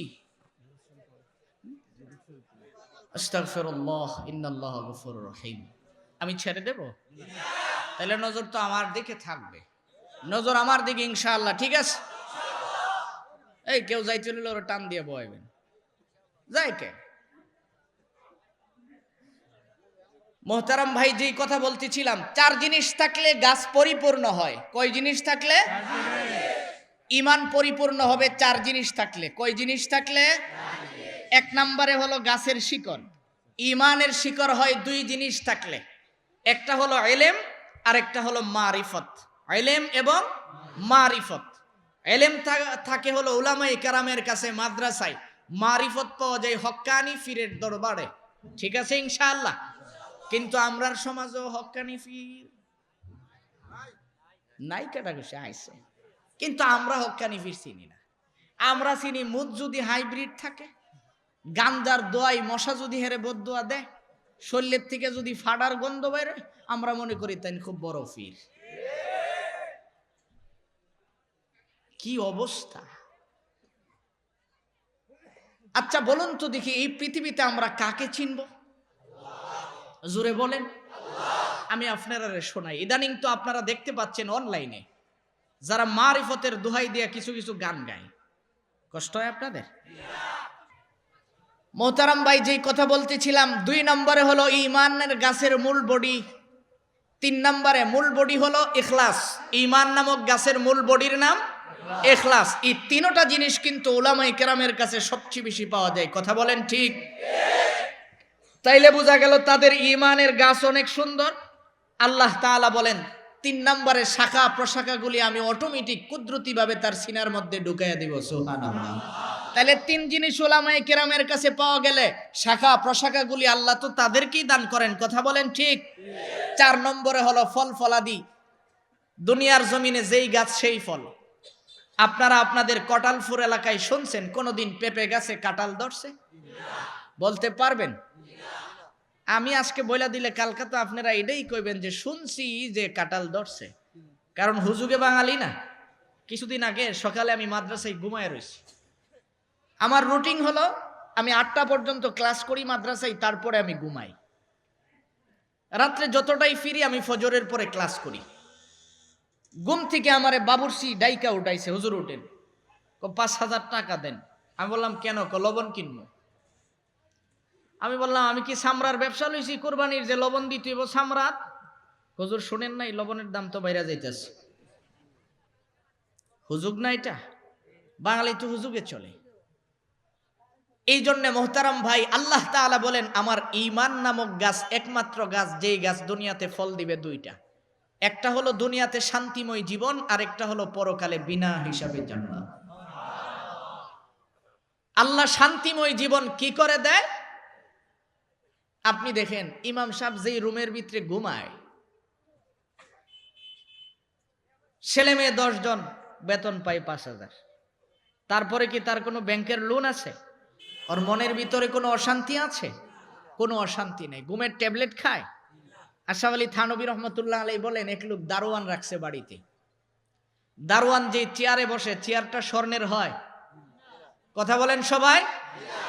ভাঙা একটা চেয়ার, পাগুলি নড়বড়ে, বৈশা বৈশা লোক ঘুমাইতেছে, মশা তার চতুর্দিক দিয়ে মিছিল করতে আছে।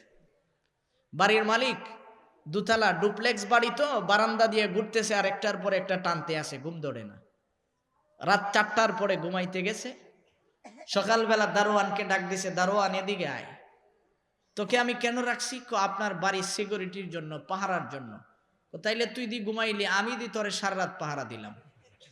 দারোয়ান মুস্কি হেসে দিয়া বলে, স্যার এটাই তো উপরওয়ালার কাজ, বেতন দেন আপনি, আপনার বেতন খাই, কিন্তু উল্টা আপনি আমাকে পাহারা দিয়ে ঘুম পাড়ান। এই তো হলো উপরওয়ালার কাজ। এই জন্য আল্লাহ তাআলা বলেন, যাদের সিনার ভিতরে ঈমান থাকবে তাদেরকে হিফাজত কে করবেন? আল্লাহ তাআলা বলেন, ঈমানদারের ঈমানের শিকড় হলো 7 জমিনের নিচে, শাখা প্রশাখাগুলি 7ম আসমানের উপরে। এই জন্য চীন নতুন করে আয়েশা যদি কোরআন বানাইতে চায়, আল্লাহ বলেন, কোরআন বানাইতে পারবি না, তোদেরকে দুনিয়ার থেকে আমি নিষ্পেষিত করে দেব। এমন ভাইরাস দিব যেটার চিকিৎসা খুঁজে পাইবি না। চালাকি আল্লাহর সাথে। শিয়াল চিনেন? শিয়াল খুব ব্যাককল, খুব চালাক। আপনারা যদি সুন্দরবনে যান, দেখবেন জোয়ার বাটার নদী, মানুষজন খালের নিচে এরকম ছোট ছোট গর্ত করে রাখছে। জোয়ারে যখন পানি আসে, মাছগুলি যায় গর্তের ভিতরে ঢুকে, পানি বের হয়ে গেলে মাছ ওখান থেকে তারা ধরে ধরে শিকার করে নিয়ে আসে। শিয়াল দেখলো মানুষের এত সুবিধা, আবার অনেক সময় গাথার থেকে কাঁকড়াও বের হয়। শিয়াল যায় আস্তে করে লেজ ডুবা দেয়, কাঁকড়া কামড় দিয়ে ধরে, টান দিয়ে উপরে উঠায়, কাঁকড়া খাইয়া ফেলাই। সহজ বুদ্ধি না? বর্ষি তো আর লাগে না। মুরব্বী একটা কাঁকড়া চিন্তা করছে, আজকাতাইনের জনমের বিচার করে দিব। আস্তে করে মাটি দিয়ে ভাইয়া ভাইয়া উপরে ওইটা গুরাত কামড় দিয়ে লেজ খান রাইখা দিছে। এখন আর লেজ আসে? এলাকাতে আইসা মিটিং ডাকছে, সব শিয়াল একত্রিত কইরা বক্তৃতা দিচ্ছে, দেখো আমরা চলতে ফিরতে বিভিন্ন মানুষের বাড়ি ঘরে যাইতে আমাদের অসুবিধা হয়, এই জন্য আমরা চাইছি লেজ কাইটটা ফালাই দিব। লেজ কাইটটা ফালাই দিব না আগেই ফালাই দিছে? জোরে বলেন। এখন নিজের লজ্জা ডাখন লাগে, তো এই জন্য বক্তব্য দিছে, সবার লেজ যদি না থাকে তাইলে আমার তো আর কোনো অসুবিধা নেই। বুঝছেন না? স্কুলে দেখবেন একজনকে যদি কানে ধরাই, লজ্জায় কিন্তু সে মরে যায়। 5-7টা ফুলাফান যদি একসাথে কানে ধরে বেঞ্চের উপরে দাঁড়ায়, দেখবেন একটা আরেকটার দিকে তাকায়া তাকায়া মুচকি হাসে। তখন কিন্তু আর লজ্জা মনে হয় না। শিয়াল চিন্তা করছে, বাকিরারও যদি লেজ না থাকে তাইলে আমার তো আর কোনো অসুবিধা নাই। বক্তব্য যেই মাত্র মারছে, মারার সঙ্গে সঙ্গে একজনকে, ভাই সাহেব আপনি দাঁড়ান তো দেখি, আপনার নিচে দা রক্ত পড়ে এখানে। তো এই জন্য মুসলমান ভালো করে স্মরণ রাখতে হবে, আমরা যদি ঈমান নামক গাছের শিকড় ভিতরে রোপণ করতে পারি, ওয়াল্লাহি আল্লাহর কসম, চীন আর আমেরিকা কেন, ভারতের মোদি কেন, গোটা পৃথিবীর যত নাস্তিক বেঈমানেরা আছে, ওরা ধাক্কাবে, আল্লাহর কোরআন নাড়ানো সম্ভব হবে না। এই জন্য আমরা তো মুসলমান, আমাদের রব আছে, আমাদের সিনার মধ্যে বিশ্বাস আছে, হিফাজত কে করবেন? নবীজি কোরআন শরীফ পড়তেছেন, আবু বকরকে নবী সান্ত্বনা দিলেন, মনে আছে? দল বাইদা বাইদা যখন আসতেছে, উমর দাঁড়ায়, হুজুর আমার একটু সুযোগ দেন, আমি তরবারিটা নিয়ে দাঁড়ায় থাকি। আল্লাহর নবী বলেন, জি না, দরকার নাই। তাইলে হুজুর তরবারি রাইখকে আমি খালি খালি দাঁড়াই? কোনো দরকার নাই।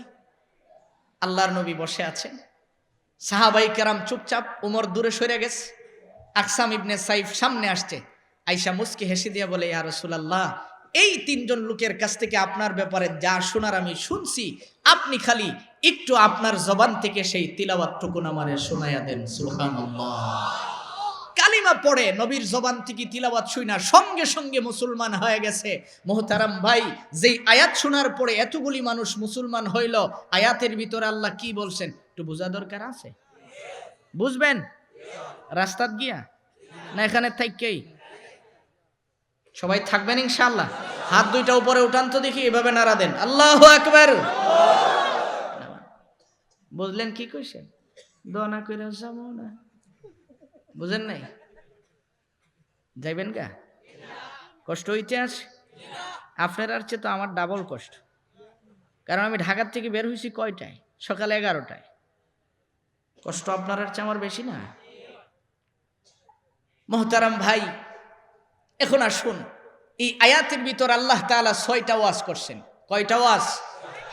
3টা কাজ মানুষ করবে, 3টা কাজ ছাড়বে। রব্বে কারীম বলেন নোটিশ আমি দিলাম। ইন্নাল্লাহ, নোটিশ কার? জোরে বলেন। স্কুলে নোটিশ জুলাই হেডমাস্টার, কলেজে নোটিশ জুলাই প্রিন্সিপাল, মাদ্রাসায় নোটিশ জুলাই মুহতামিম। আজকের নোটিশটা কে দিয়েছেন? সরাসরি আল্লাহ দিয়েছেন। কে দিয়েছেন? আল্লাহ যেই নোটিশ দেয়, এই নোটিশ রদবদল করা সম্ভব হয়? এই আয়াতের ব্যাখ্যায় তাফসীরে রুহুল মাআনির মধ্যে লেখা হয়, আল্লাহ দুনিয়াতে মূসা আলাইহিস সালামকে পাঠাবেন, নোটিশ কে দিলেন? ফেরাউনকে মূসা আসতে দিব না। আমি মিশরে যেই বিল্ডিং এ ঘুমাইতাম, আমার পাশের বিল্ডিং এ ফেরাউন ছিল। দেখতে গেলাম, যায়া দেখকে আমি কই, কিরে কাহা, তুই তো কইসলে মূসা আইতো না, কিন্তু মূসা তো ঠিকই আইছে, তোরে রাখছে না, ঠিক না? দেখলাম পড়ে আছে। মূসা আলাইহিস সালাম দুনিয়াতে আসবেন, নোটিশ দিলেন রব। ফেরাউন হাজার হাজার ছেলে বাচ্চা কতল করলেন। ঘটনা বলা আমার উদ্দেশ্য না, এখান থেকে 2টা শিক্ষা নিয়ে আমি আমার আয়াতে চলে যাব। বললেন আসতে দিবে না। আল্লাহ এমন লোকের ঘরে পাঠাইলেন যে ফেরাউনের সবচেয়ে বিশ্বস্ত কর্মকর্তা। সুবহানাল্লাহ। আল্লাহ বুঝাইয়া দিলেন আমি যারে পাঠামু তুই ঠেকানোর কোনো সুযোগ নাই। আসতে নদীতে বাসায়া দিছে, বাইসা উঠছে, আইসা আসিয়ার গাড়ে। ফেরাউন কো আমি তো ওরেই হত্যা করবো। আসিয়া কো আমার মায়া লাগছে, আমি হত্যা করতে দিব। এই জায়গার থেকে একটা কথা বুঝতে হবে, ফেরাউনও চিন্তা করছে যে সামাজিকতা রক্ষার্থে অনেক সময় বউর কথা শোনন লাগে, বুঝছেন না? আবার সব সময় শেখ সাদি রহমতুল্লাহ আলাইহি লিখেন, উজির বউর কথা শুনা সবসময় চলে। আপনারা জাল দিয়ে যারা নদীতে মাছ মারে তাদেরকে কি বলেন? জেলে। জেলে নদীতে গেল, মাছ পাইছে অনেক বড়, সিদ্ধান্ত নিছে মাছটা বাজারে নিলে আমি 500 টাকা বিক্রি করতে পারবো। আমি যদি উজিরের বাড়িতে নিয়ে যাই, উনি দামি মানুষ, দিলেও তো আমারে কম টাকা দিত না, মোটামুটি দিব। নিয়ে গেছেন, উজির মাছটা দেখে পছন্দ হয়েছে, এই জন্য 2000 টাকা দিয়ে দিস। উজিরের বউ ছিল খুব কিপটা মানুষ। কিপটা মানুষ বুঝেন? আপনারা কি কন? কৃপণ। কৃপণ মানুষ ছিল, টাকা কেউরে দিতে চায় না। আহা, গুলিস্তাতে শেখ সাদি কৃপণের কথা লিখছেন। কৃপণ মানুষ বাজারে গেছে, অনেক মানুষ আছে খায় না। এই শরীরটা আমার কাছে আল্লাহ কি দিয়েছেন? আমানত। আমার টাকা আছে, আমি যদি না খাই আল্লাহর কাছে জবাব দিতে হবে। এই বডিটা আল্লাহ আমার কাছে কি দিছেন? এই জন্য উলামায়ে কেরাম কিপটামি করে না। যেই বাজার করে আপনি জীবনও করতে পারতেন না।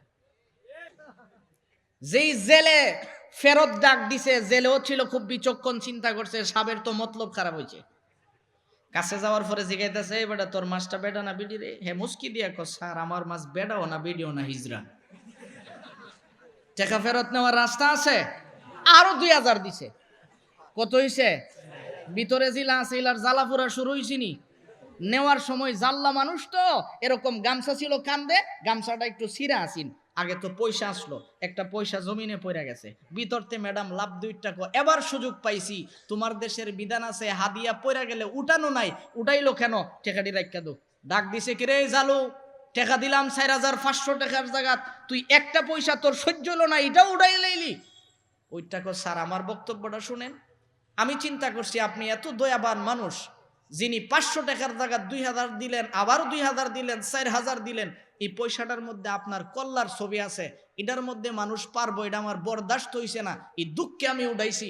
এই কথা বলার সঙ্গে সঙ্গে কোন নেয়ারও 2000। যাওয়ার সময় কো 6000 দিলাম। আর একটা কথা বলতে বলতে যাবি যে নিজের কথা ছাড়া বর কথাই যারা চলে, 2000-এর জায়গা 6000 জরিমানা দেওয়ার লাগে। ঠিক অনেকে আসতে কইছেন, আমি জানি যে হুজুর আমি যদি জোরে কই আর আওয়াজটা যদি বাড়ি হলি শূন্য লাই, রাত্রে যদি দরজাটা না খুলে, বই তো থাকারই কথা।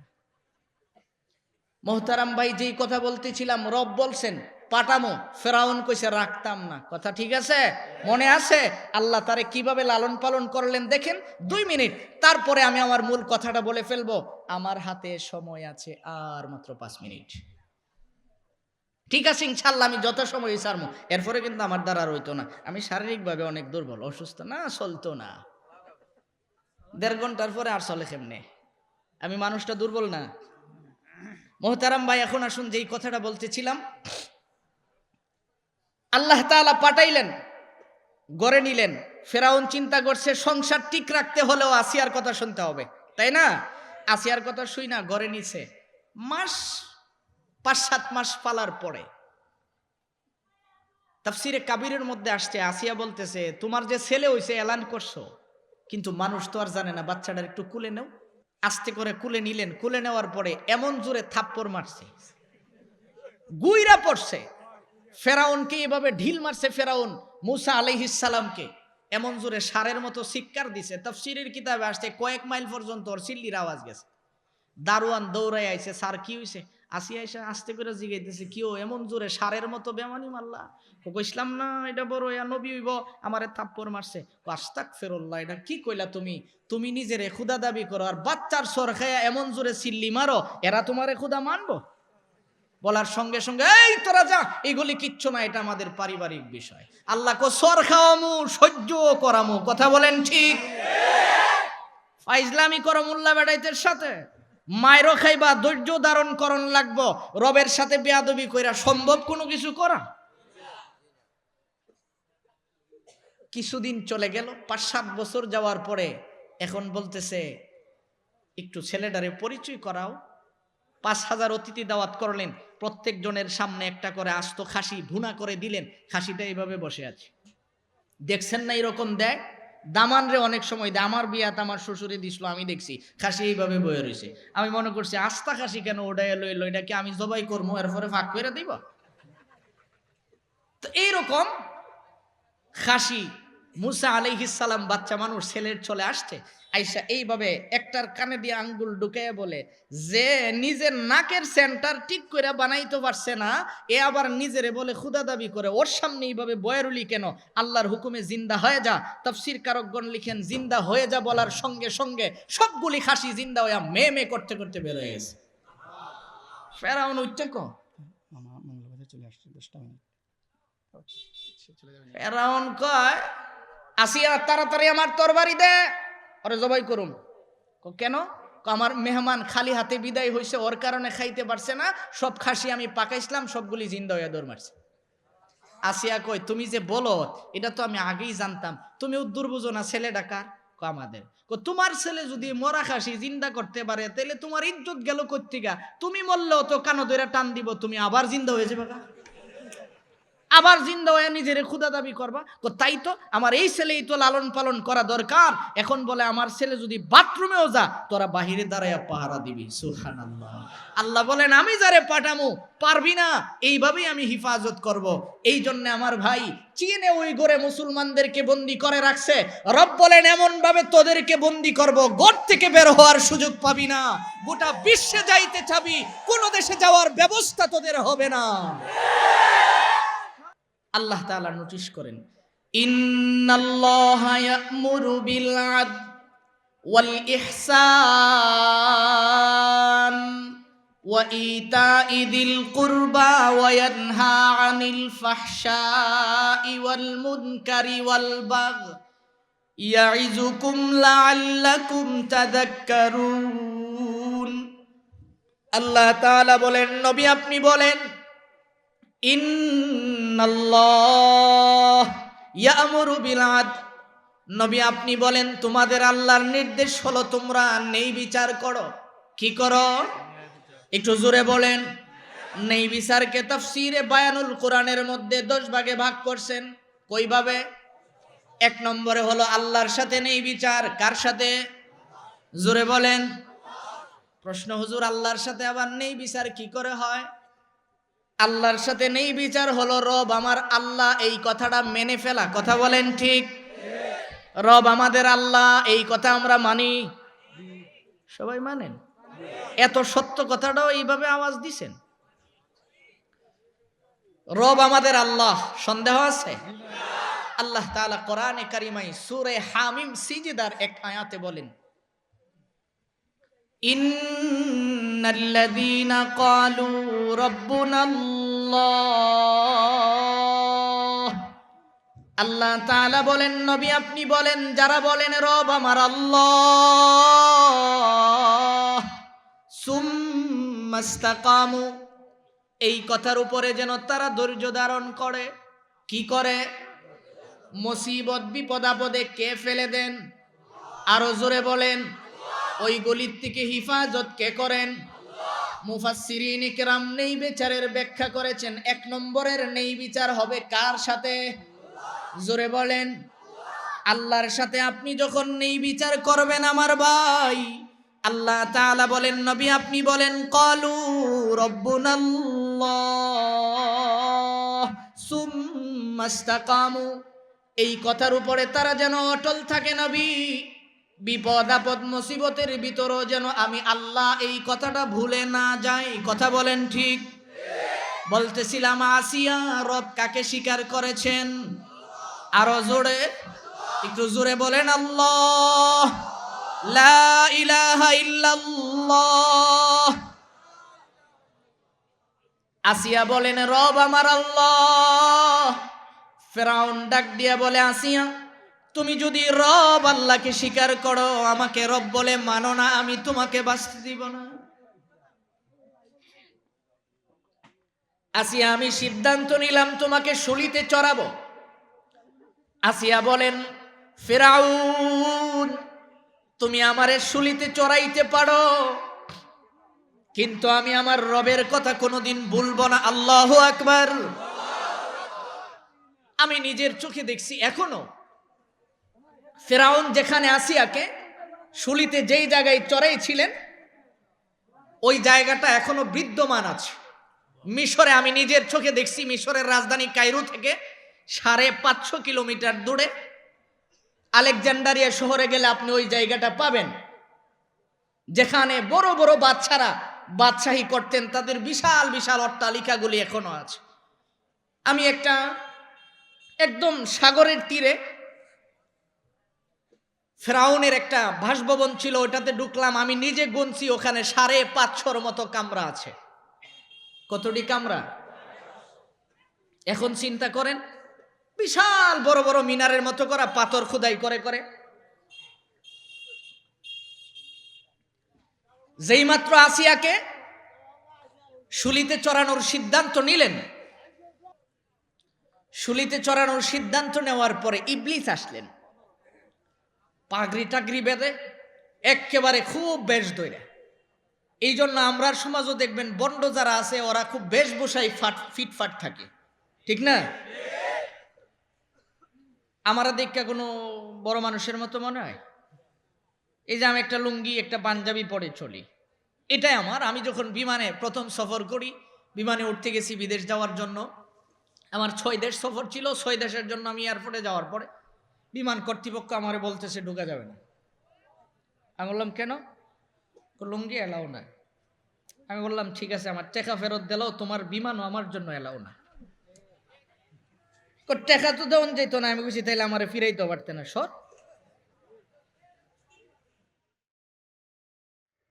মোহতারাম ভাই, যেই কথা বলতেছিলাম,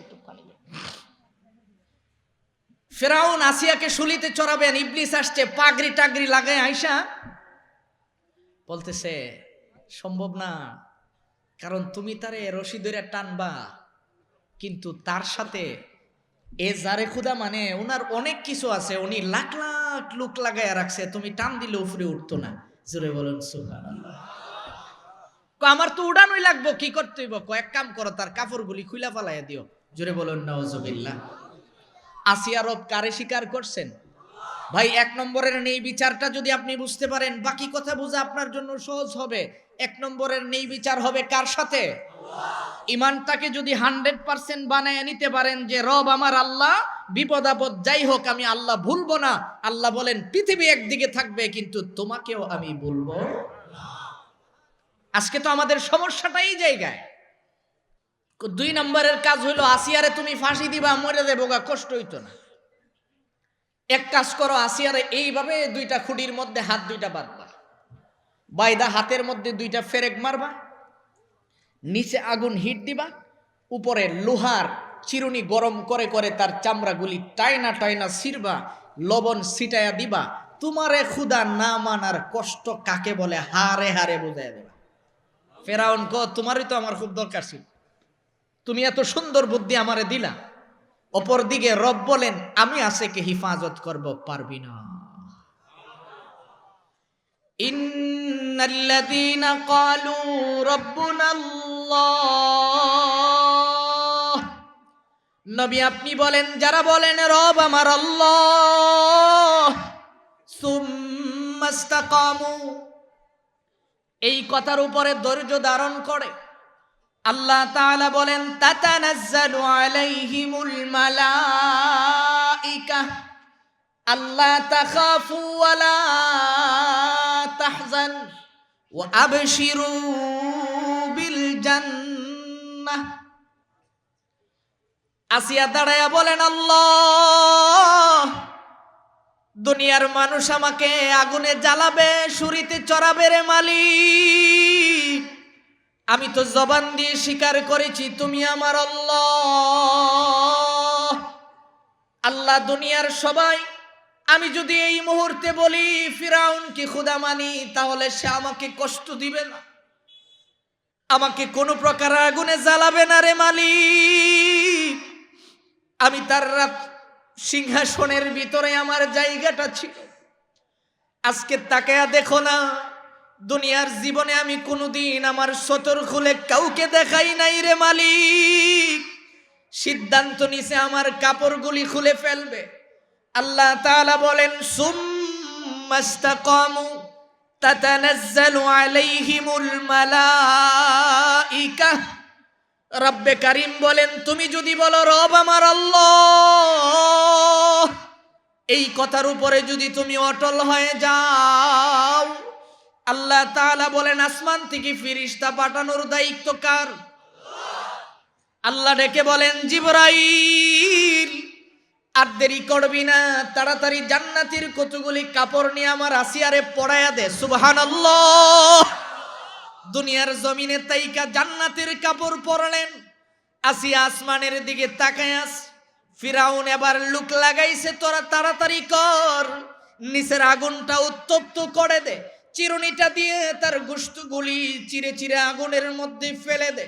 আসিয়া আসমানের দিকে তাকায়া বলে আল্লাহ, দুনিয়াতে তুমি এমন মানুষের ঘরে আমারে রেখেছিলে রে মালিক, একটা বারের জন্য একটা মশাও আমারে কামড় দেয় নাই, আমি কি করে তার ব্যথাগুলি সহ্য করব? আল্লাহ তাআলা বলেন তাতানাজ্জালু আলাইহিমুল মালাইকা, আমি কেমন ভাবে ফেরেশতা পাঠাই মানুষ দেখো। দুনিয়ার জমিনে আমি কি করে বান্দাগুলিকে হিফাজত করি। আসিয়া দোয়া করছে আল্লাহ আর কিছু চাই না রে মালিক, দুনিয়ার জমিনে আমি দামি বাড়ি দামি গাড়ি চাইরা আসছি, এই জন্য আমি জান্নাতের একটা বালাখানা চাই। আল্লাহ কোরআনে আয়াত নাজিল করে বালাখানার কথাগুলি কোরআনে বলেন। এমত অবস্থায় রব্বে কারীম বলেন আসমান থেকে জিবরাইল দাঁড়ায়া দাঁড়ায়া আয়েশা বলতেছে আসিয়া কাঁদিস না। আল্লাহ বলেছেন আল্লাহ তাখাফু ওয়ালা তাহজান ওয়া আবশিরু বিল জান্নাহ, মালিক তোরে জান্নাতের সুসংবাদ দিয়েছে। আল্লাহু আকবার। আল্লাহ তাআলা ডেকে বলেন জিবরাইল, আমার আসিয়া এমন একটা মুহূর্তে আমার দিকে তাকাইছে, আমার দিকে তাকায়া চোখের পানিগুলি ছেড়ে দিয়েছে। জিবরাইল আর দেরি করিস না, জান্নাত থেকে কতগুলি ফেরেশতা নিয়ে যা, আর জান্নাতের ছবিটা আমি আমার আরশে আজম থেকে শুরু করে জান্নাতের যতগুলি দরওয়াজা আছে সবগুলি খুলে দিলাম। আল্লাহু আকবার। আসিয়াকে তার বালাখানাটা দেখায়া দে। আসিয়া গড়ের ভিতরে তাকাইছে, দুনিয়াতে তাইকা নজর দিয়েছে জান্নাতে। আসিয়া যখন মুস্কি হাসিটা মারলেন, উপর থেকে দাঁড়াইয়া দাঁড়াইয়া জান্নাতের খুরেরাও যখন মুস্কি মুস্কি হাসে, আসিয়া ওই দিকে তাকাইয়া হাসিটা মারার সঙ্গে সঙ্গে ফিরাউন বলতেছে, কি ব্যাপার, কষ্ট হয় না? আগুন আরো তাপ বাড়ায়া দে, আগুন বাড়াইতে থাক। আল্লাহ তাআলা বলেন, কালু রব্বুনাল্লাহ, যারা বলেন রব আমার আল্লাহ, সুম্মাস্তাকামু, এই কথার উপরে অটল হয়ে যায়, তাতানাজ্জালু আলাইহিমুল মালাইকা, ফেরেশতা এসে সালাম দিয়ে বলে, আল্লাহ তাখাফু ওয়ালা তাহজানু ওয়া আবশিরু বিল জান্নাহ, তোমার কোনো ভয় নাই, তোমার কোনো টেনশন নাই। এই কথা বলার সঙ্গে সঙ্গে যখন জান্নাতের ঘরখানা দেখায়া দেওয়া হয়, আসিয়া যখন মুস্কি হাসি মারলেন, আল্লাহ ডেকে বলেন, আজরাইল, আর দেরি করবি না, এই মুহূর্তে আমার আসিয়ার রূহটা আমার দরবারে নিয়ে আই। সুবহানাল্লাহ।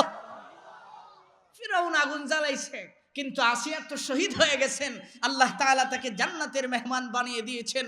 এই জন্য মোহতারাম ভাই বলতেছিলাম, রব আমার এক নম্বরের নেই বিচার কার সাথে হবে? জোরে বলেন। 2 নম্বরের নেই বিচার বিশ্বনবী মুহাম্মদুর রাসূলুল্লাহ সাল্লাল্লাহু আলাইহি ওয়াসাল্লামের সাথে। এই জায়গাটা একটু ব্যাখ্যা সাপেক্ষে বুঝতে হয়, সময় স্বল্পতার কারণে কোনো ব্যাখ্যাই যাব না। 2 নম্বরের নেই বিচার হলো বিশ্বনবীর সাথে। আমাদের নবী বিশ্বনবী মুহাম্মদুর রাসূলুল্লাহ সাল্লাল্লাহু আলাইহি ওয়াসাল্লামকে আমরা শেষ নবী হিসাবে মানব। কথা বলেন ঠিক নাকি গোলাম আহমদ কায়দানিরে মানব? মুসলমান ভালো করে স্মরণ রাখতে হবে, আমাদের নবীর পরে কোনো নবী নাই, আমাদের নবীর পরে নবী নাই, আমাদের নবীর পরে কোনো নবী নাই। ভালো করে বুঝেন, আমাদের নবীর পরে কোনো নবী নাই। সারা বাংলাদেশ থেকে আওয়াজ উঠাইতে হবে, নবীর পরে নবী নাই। সংসদে সবাই বলেন, নবীর পরে নবী নাই। মনে থাকবে নাকি মনে করবেন গোলাম আহমদ কায়দানিও নবী ছিল? ওর ব্যাপারে আমরা নতুন করে কি করব? আমাদের দাদা উস্তাদ আল্লামা শাহ আতাউল্লাহ বুখারী রহমতুল্লাহ আলাই, উনি তো গোলাম আহমদ কায়দানির সাথে সরাসরি বহস করেছেন, করেন নাই? ইতিহাস আপনারা জানেন। পাকিস্তানের পার্লামেন্টে 2 জনকে ডাকছে, গোলাম আহমদ কায়দানিরও ডাকছে, আতাউল্লাহ বুখারীরও ডাকছে। আতাউল্লাহ বুখারী রহমতুল্লাহ আলাই ওখানে গেলেন, গোলাম আহমদ কায়দানিও গেছে। জিগাই, তুমি কি করে হলে? আমার নাম আহমদ। নাম কি? মোহাম্মদের নামও তো একটা নাম আছে আহমদ, তো আমার নামও আহমদ। আতাউল্লাহ বুখারী রহমতুল্লাহ আলাই বলে, তোমার নাম তো শুধু আহমদ না, গোলাম শব্দ আছে। কইটা আমার মা বাপ বলে রেখে দিছে। মা বাপ কি করছে? আতাউল্লাহ বুখারী রহমতুল্লাহ আলাই বলেন, আমার নাম তো আল্লাহ। কই কিনে কি কইলে? আমি তো মোটামুটি নবী দাবি করছি, 2 দিনে যে খুদ হয়ে গেলে বুঝালো আমার নাম আল্লাহ। তোমার নামের শুরুটা আতা আছে, কইটাও তো আমার মা বাপ বলে রেখে দিছে। আমি আল্লাহ হইয়া কইলাম যে তুই কায়দানি নবী হওয়ার যোগ্যতা তোর নেই। সুবহানাল্লাহ। আমি আল্লাহ হইয়া তোরে কইয়া দিলাম, তুই নবী হওয়ার কোনো সুযোগ। এই জন্য মনে রাখতে হবে, গোলাম আহমদ কাদিয়ানী কোনোদিন নবী হতে পারে? এই বাংলাদেশে অন্যান্য জাতির মতো কাদিয়ানীরাও বাস করবে, কিন্তু মুসলমান লেভেল দিয়ে নয়। কথা বলেন ঠিক? আমরা চাই না সেই নাপাক কাদিয়ানীরা, সেই কাদিয়ানির লিডার বাথরুমে মাল খায়া মরছে, ওই লিডারের অপবিত্র লোকেরা আমাদের মুসলমান দাবি করে ভিসা নিয়ে মক্কা মদিনা যায় নবীর রওজাতে সালাম দিবে। এটা আমরা চাই না। আমরা চাই কাদিয়ানি থাকবে বাংলাদেশে, কিন্তু কাদিয়ানি হয়ে থাকবে, মুসলমান হয়ে নয়। এটা মুসলমানের দেশ। এই দেশে কাদিয়ানি হয়ে থাকতে পারবে, কিন্তু মুসলমান লেবাসদারি হয়ে থাকার কোনো সুযোগ। 2 নম্বরে আমরা পাইলাম বিশ্ব নবীর সাথে নেই বিচার। তার মানে নবীজির যত সুন্নত আছে সবগুলি আমরা মানব। ঠিক আছে ইনশাআল্লাহ? যুবকদের কাছে আমার 2টা বিষয় আবেদন থাকবে এই জায়গা থেকে। নবীর সুন্নতির ভিতরে আসে 14ই ফেব্রুয়ারি বিশ্ব ভালোবাসা দিবস। নাই? যুবকরা কয় না, বুড়া মানুষ কয়, ইলার কোনো ভালোবাসা আছে? এই যুবক বলো, 14 ফেব্রুয়ারি মুসলমানের কোন দিবস হয়? দিবস পালন করব আমরা? যদি কেউ কয় আমি কম আই হেট ইউ, বুঝো নাই যে আমি নবীর আদর্শ মানি, তোমার সাথে আমার এমনি ওইটারে না, ভালোবাসা যা দেওয়ার স্ত্রীরে দিমো, তার দিকে তাকায়া মুস্কি হাসি দিমো, নবী কই তরে সদগার সব আল্লাহ দান করছেন। এই বেটা নিজের বউর দিকে না সে আরেক কেন চাইলে কি লাভ হলো? গুনাহ হবে। 2 নম্বরে হলো নবীর সুন্নতগুলি তোমরা সুন্দর করে মানবে। আজকে এই যুবকদের আয়োজন নবীর সুন্নতের ভিতরে আসে, এদিক দিয়ে সব চুল কাটটা ঘুরার লেঞ্জার মতো হাইওয়ে রুট বানায় মাথাত রাখুন, আছে নবীর সুন্নত? কথা বলে। সারা মুখের দাড়ি কামায়া এখানে তুতার মধ্যে কাদিয়ানির মতো কতগুলি রাখুন, আছে? কামাইন না তো, এমন ভাবে কামাইছে বাবারে, কামাইয়া যেমন দেখা যায় তাই রান্দা কইরা শিরিষ কাগজ দা গৈসে একবারে বানিশ করে রাখছে। 2 নম্বরে তুমি যদি নবীর সাথে নেই বিচার করতে পারো, বিশ্ব নবীর উপরে যদি দুরূদ শরীফ পাঠ করো, নবী বলছেন আমি সুপারিশ করে তোমাকে জান্নাতে নিয়ে যাব। এই জন্য আমরা পাইলাম 2 নম্বরের নেই বিচার কার সাথে? জোরে বলেন, জোর হলো না আরো জোরে? তো বিশ্ব নবীর সাথে নেই বিচার করতে হলে কি করতে হবে? নবীজির যত আদর্শ আছে সবগুলি কি করতে হবে? মানবো ইনশাআল্লাহ? সবাই মানবো ইনশাআল্লাহ? হাত ওঠাই, সবাই মানবো ইনশাআল্লাহ? হ্যাঁ, সব মানবো ইনশাআল্লাহ। আজকের এই মাহফিল থেকে এই কথা আমরা স্বীকৃতি দিলাম, গোলাম আহমদ কাদ্দানী কোনোদিন নবী হতে পারে না। আমরা যুবকেরা যেই কই দিন বেঁচে থাকি আমাদের নবীর নবুয়ত নিয়ে টান পোড়ান হবে, এটা হতে পারে না। ঠিক আছে ইনশাআল্লাহ? সব যুবক আমরা নবীর সুন্নতের উপরে উঠে পড়ব। রব ওয়াদা করছেন, আল্লাহ তাআলাই তো হিফাজত করবেন ইনশাআল্লাহ। ঠিক আছে? আমরা যদি সজাগ হয়ে যায়, ওরা আমরারে কিছু করতে পারবো? জোরে বলেন। রব্বানা হাব লানা মিন আজওয়াজিনা ওয়া যুররিয়াতিনা কুররাতা আয়ুনিন ওয়াজআলনা লিল মুত্তাকিনা ইমামা। ইলাহাল আলামিন আল্লাহ, আজকের এই আয়োজনটাকে আপনি কবুল করে নেন। রব্বে কারীম, এই আদর্শ ইসলামী সমাজ কল্যাণ পরিষদকে আপনি কবুল করে নেন। আল্লাহ, যারা এই মাহফিলে আসছে সকলকে আপনি কবুল করে নিন, যারা সহযোগিতা করছে সকলকে কবুল করে নিন। অতীতের যে সদস্যরা কবরে গেছে সকলকে মাফ করে দেন। কিয়ামত পর্যন্ত এই পরিষদটাকে এক নেক হয়ে চলার তৌফিক দান করেন। আয় আল্লাহ, এই তাফসীরটাকে কিয়ামত পর্যন্ত জারি রাখার ব্যবস্থা করে দেন। রব্বির হামহুমা কামা রব্বায়ানি সাগীরা। সুবহান রাব্বিকা রব্বিল ইজ্জাতি আম্মা ইয়াসিফুন ওয়া সালামুন আলাল মুরসালিন ওয়ালহামদুলিল্লাহি রাব্বিল আলামিন। আসসালামু আলাইকুম ওয়া রাহমাতুল্লাহ।